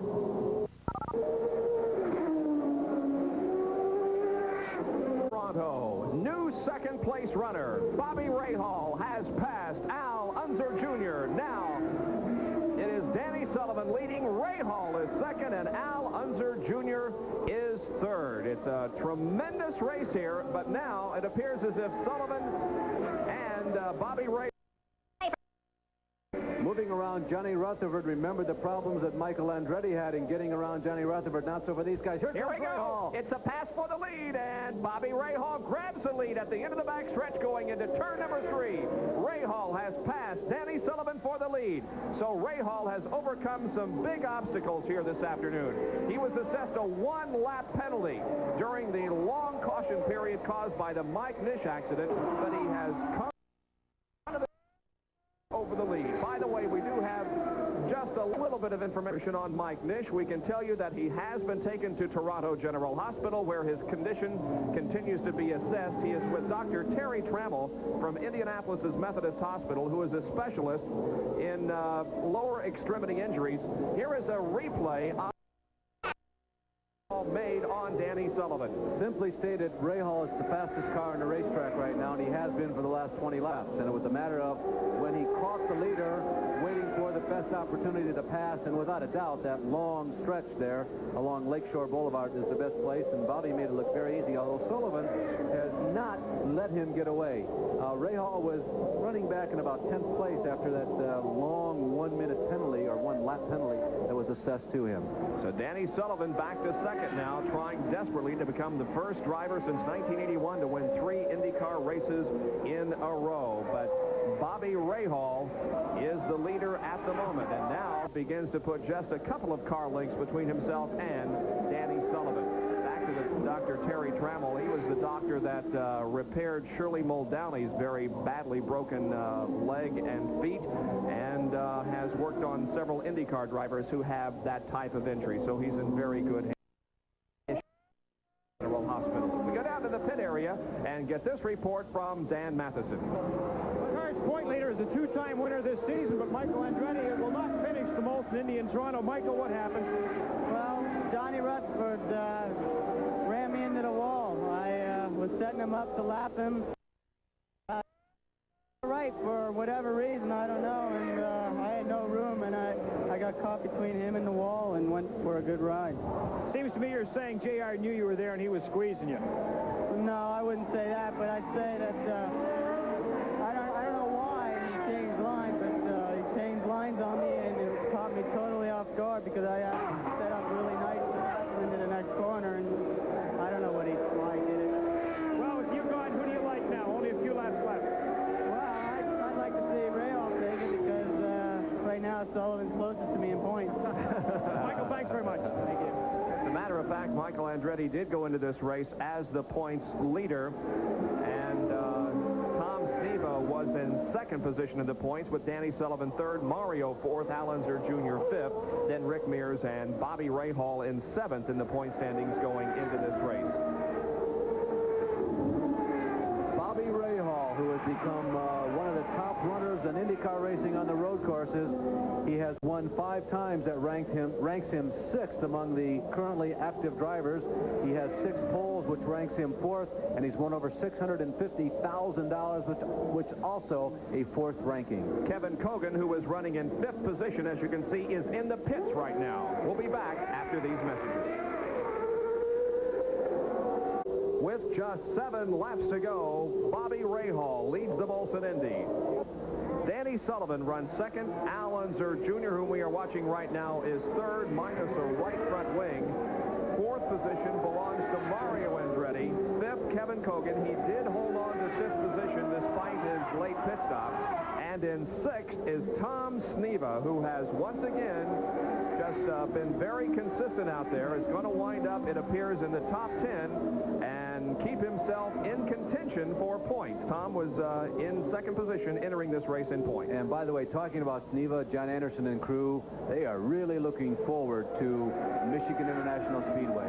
They're already thinking pole there. As you know, Tom is extremely good at the ovals, and they have run good on the road courses this year. They have felt that they have shown some progress and really have gone through a learning process, made some real headway, and they are very optimistic about going back to the ovals, and MIS is very appealing to them, and they are pumped up about it.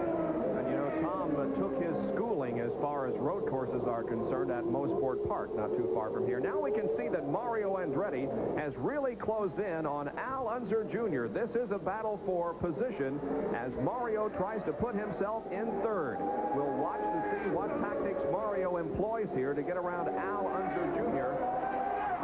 They come around corner number 7 and brake heavily into turn number 8 now. Allen. Mario right behind him. Bob, another factor that's popped up here. I saw in a couple of shots, somebody has oiled this racetrack down pretty well, and you can see that intermittent red and yellow striped flag being displayed at certain points around the racetrack. That's an oil flag. That's an indication. There goes Mario to the inside of Little Al, and like when Sullivan did it the first time, basically Little Al was without a weapon going into that corner with no downforce on the left front, or excuse me, the right front. So Mario Andretti tapped to capture his 3rd position going into corner number 3. Now they build up speed going down the backstretch. Remember, Al Jr. has the advantage down the backstretch because there is less drag on that car because of the absence of a right front wing, but he is unable to catch Mario as they once again have to brake and go into the corners. Still, I imagine you got to turn to the right to keep the thing from turning left with all the downforce on the left-hand side. It must be a real handful handling a car at 165, 170, 75 miles an hour with all the downforce pressing the car down onto the ground on the left side and the right front basically floating. Look how close 1st and 2nd are, though. Bobby Rahal has not been able to lengthen his lead over Danny Sullivan. We have got about, let's see, we're on lap 99, so we've got 4 more laps to go, and Danny Sullivan is still in a position to win this race. He is less or just a little over a half second behind. Really, it's a matter of car lengths between the two as Debbie Rahal and the other members of the Budweiser crew, the True Sports crew, watch for their driver to see if he can capture the victory here today. Debbie, as with most of the wives and girlfriends, wearing Bobby's wristwatch as Bobby is out there doing battle with one of the to their respective spouses before they go out, and one of the first things that they get back, Bobby Rahal, the winner of this year's Indianapolis 500. You had the feeling all week long that things had begun to get back to normal. You know, there is so much fanfare, so much attention away from the race course that is applied to your team after you win the Indianapolis 500. Then modify it with what the team went through with the death of their team leader, Jim Truman, a little more than a month ago, and they have had quite a situation in trying to get back on track in terms of the winning ways. You had the feeling that Portland had to be very difficult. They must have been going through the motions there, and with everything else that was going on, perhaps it's taken till now to kind of regroup and get back. But Bobby had some time to go home before this race and relax, and he came ready and raring to go, and so did the crew headed up by Steve Horn, of course. Extensive testing before this race at Mid-Ohio. As a matter of fact, Bobby crashed a car there at Mid-Ohio, but it was repairable. And the province of Ontario creates create some very fond memories for Bobby, because it was at Mosport Park that he met his eventual wife, Debbie, back in 1980. Debbie watched her eventual husband, Bobby Rahal, crash at that race, but nevertheless, that's where they met. And as we indicated to you earlier in the broadcast, Bobby Rahal will visit the White House tomorrow and visit with President and Mrs. Reagan. He has now only 2 more laps to go, and Bobby Rahal will capture his 2nd win of the year. Can't tell right now, Bob. I can't make a judgment call as to whether or not Rahal is running a very cerebral race. That difference between himself and Sullivan is only as big or as small as he wishes it to be, or if Bobby has just kicked in the afterburner and is beginning to put some more distance between he and Danny. Bobby is such a bright guy, I think there's a really good chance that he is watching Sullivan's progress in the rear, and he may be establishing his own pace. Rahal may be establishing his own pace, predicated on what Sullivan does, rather than just trying to drive the wheels off the race car. Comes Rahal out of the corner. Behind him is Danny Sullivan. This time around, he will receive the white flag, and there will be just 1 more lap left on this 1.78-mile circuit. Here he comes off of the white.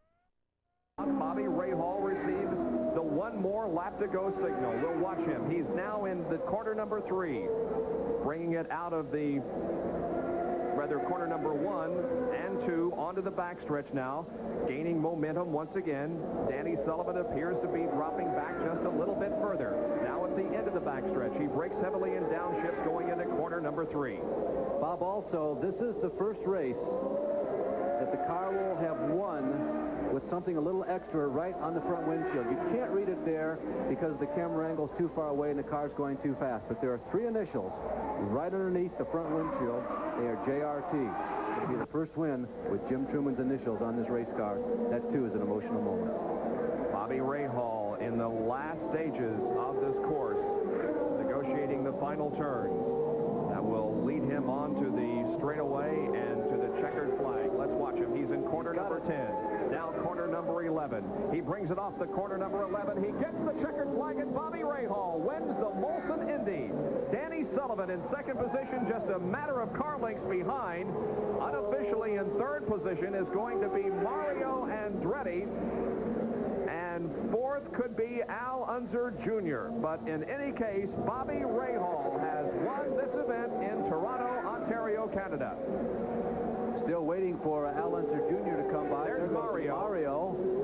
And Al should be coming up next, looking around the corner, craning our necks as we watch Debbie Rahal continue to celebrate, and Al coast across the line with a disgusted, probably, 5th position. So there are the top 4 finishers, and you're watching the Rahal pit area. Celebration is beginning already. Bobby Rahal captures his first IndyCar victory since the Indianapolis 500. It's a good victory for him today, as I'm sure he'll have some comments about that 1-lap penalty that was assessed him. But it really didn't make much difference because Rahal was the superior car and the superior force in this event here this afternoon. Let's go down to the pit area and Dan Matheson. Debbie Rahal in the pits. He's just waiting for hubby Bobby to come by. What's more exciting, a win in Toronto or a trip to the White House tomorrow? Bobby and I met in Toronto, so this is terrific. That's perhaps a reference to when Bobby used to run Formula Atlantic. He has a lot of friends in this neck of the woods. In fact, he spent all of 1975 racer who went on to Formula One fame in Toronto and environs. Back to you. All right, thank you very much. There is Sullivan following the winner of the race, Bobby Rahal, into the pit area, and Bobby Rahal now is moving into victory lane. Jack Arute will be there to interview him in just a few minutes, and we'll be back for that after this.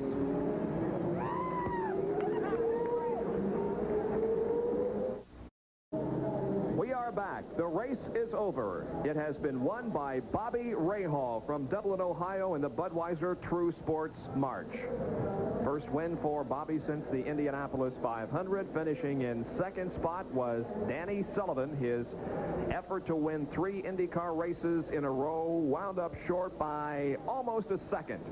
3rd position goes to Mario Andretti, and 4th was Al Unser Jr. Well, Well, we'll go down now for a winner interview, which is being brought to you by Goodyear Eagles.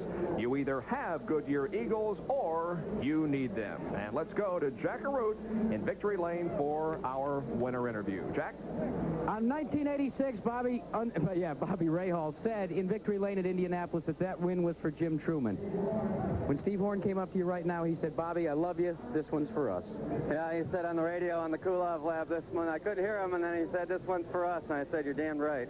It was a great win, too, Bobby. I mean, just everything happened to you. You started with the, on the outside pole. You had the good run all week. But then they kind of threw you a curveball when they gave you a stop and go plus some. That wasn't any stop and go. I might as well turn the motor off and stop for a while. I had a cigarette or something. I don't know what the reasoning was, and I'm going to have a talk because, frankly, I just, I don't understand it. Stop and go I could understand, but not sitting there until the rest of the field catches up. But fortunately for me, it all turned out the Bud car ran great, and the Bud crew did a great job in the pits. And yeah, but wait a minute. Now, maybe what it did is light a... Wait until the end, like maybe the last third of the race to go racing. Did maybe you have to turn the wick up just a little sooner today? No, when we were at the tail end of the queue and I had 59-second lead, I was saying, all right. I mean, we got it made, and obviously that wasn't the case. When we came out on the last stop, the car was real loose for about 5 laps. And then all of a sudden it hooked up, and in 2 laps I think I was on top of them, and I don't know if they were conserving fuel, but we conserved it all the way in the beginning. I didn't rev the engine high to save fuel, and it just worked out beautifully. Your feelings about this Toronto course, inaugural run here to a sellout crowd of over 60,000, and we just found out that you met your wife Debbie here in Toronto, so this has got to be extra special for the both of you. Well, it's, I spent most of my early years in racing in Formula Atlantic, and that was all up here in Canada. Toronto's just a super city, and the people up here are real racing fans, and obviously meeting Debbie here was... Things happen to us here in Toronto. Well, gentlemen, there's no question they'll have a lot to talk about when they meet President Reagan and Nancy tomorrow night. What a story. Rahal with the win here this afternoon, and now to the White House tomorrow with the visit with the first family. The only regrets that I have is that Emerson Fittipaldi couldn't have stayed in this race until the very end. He was the other hot shoe today. Yeah, he really was. Hung in there and persevered until just the very closing stages of the race when things went away for him. We'll be right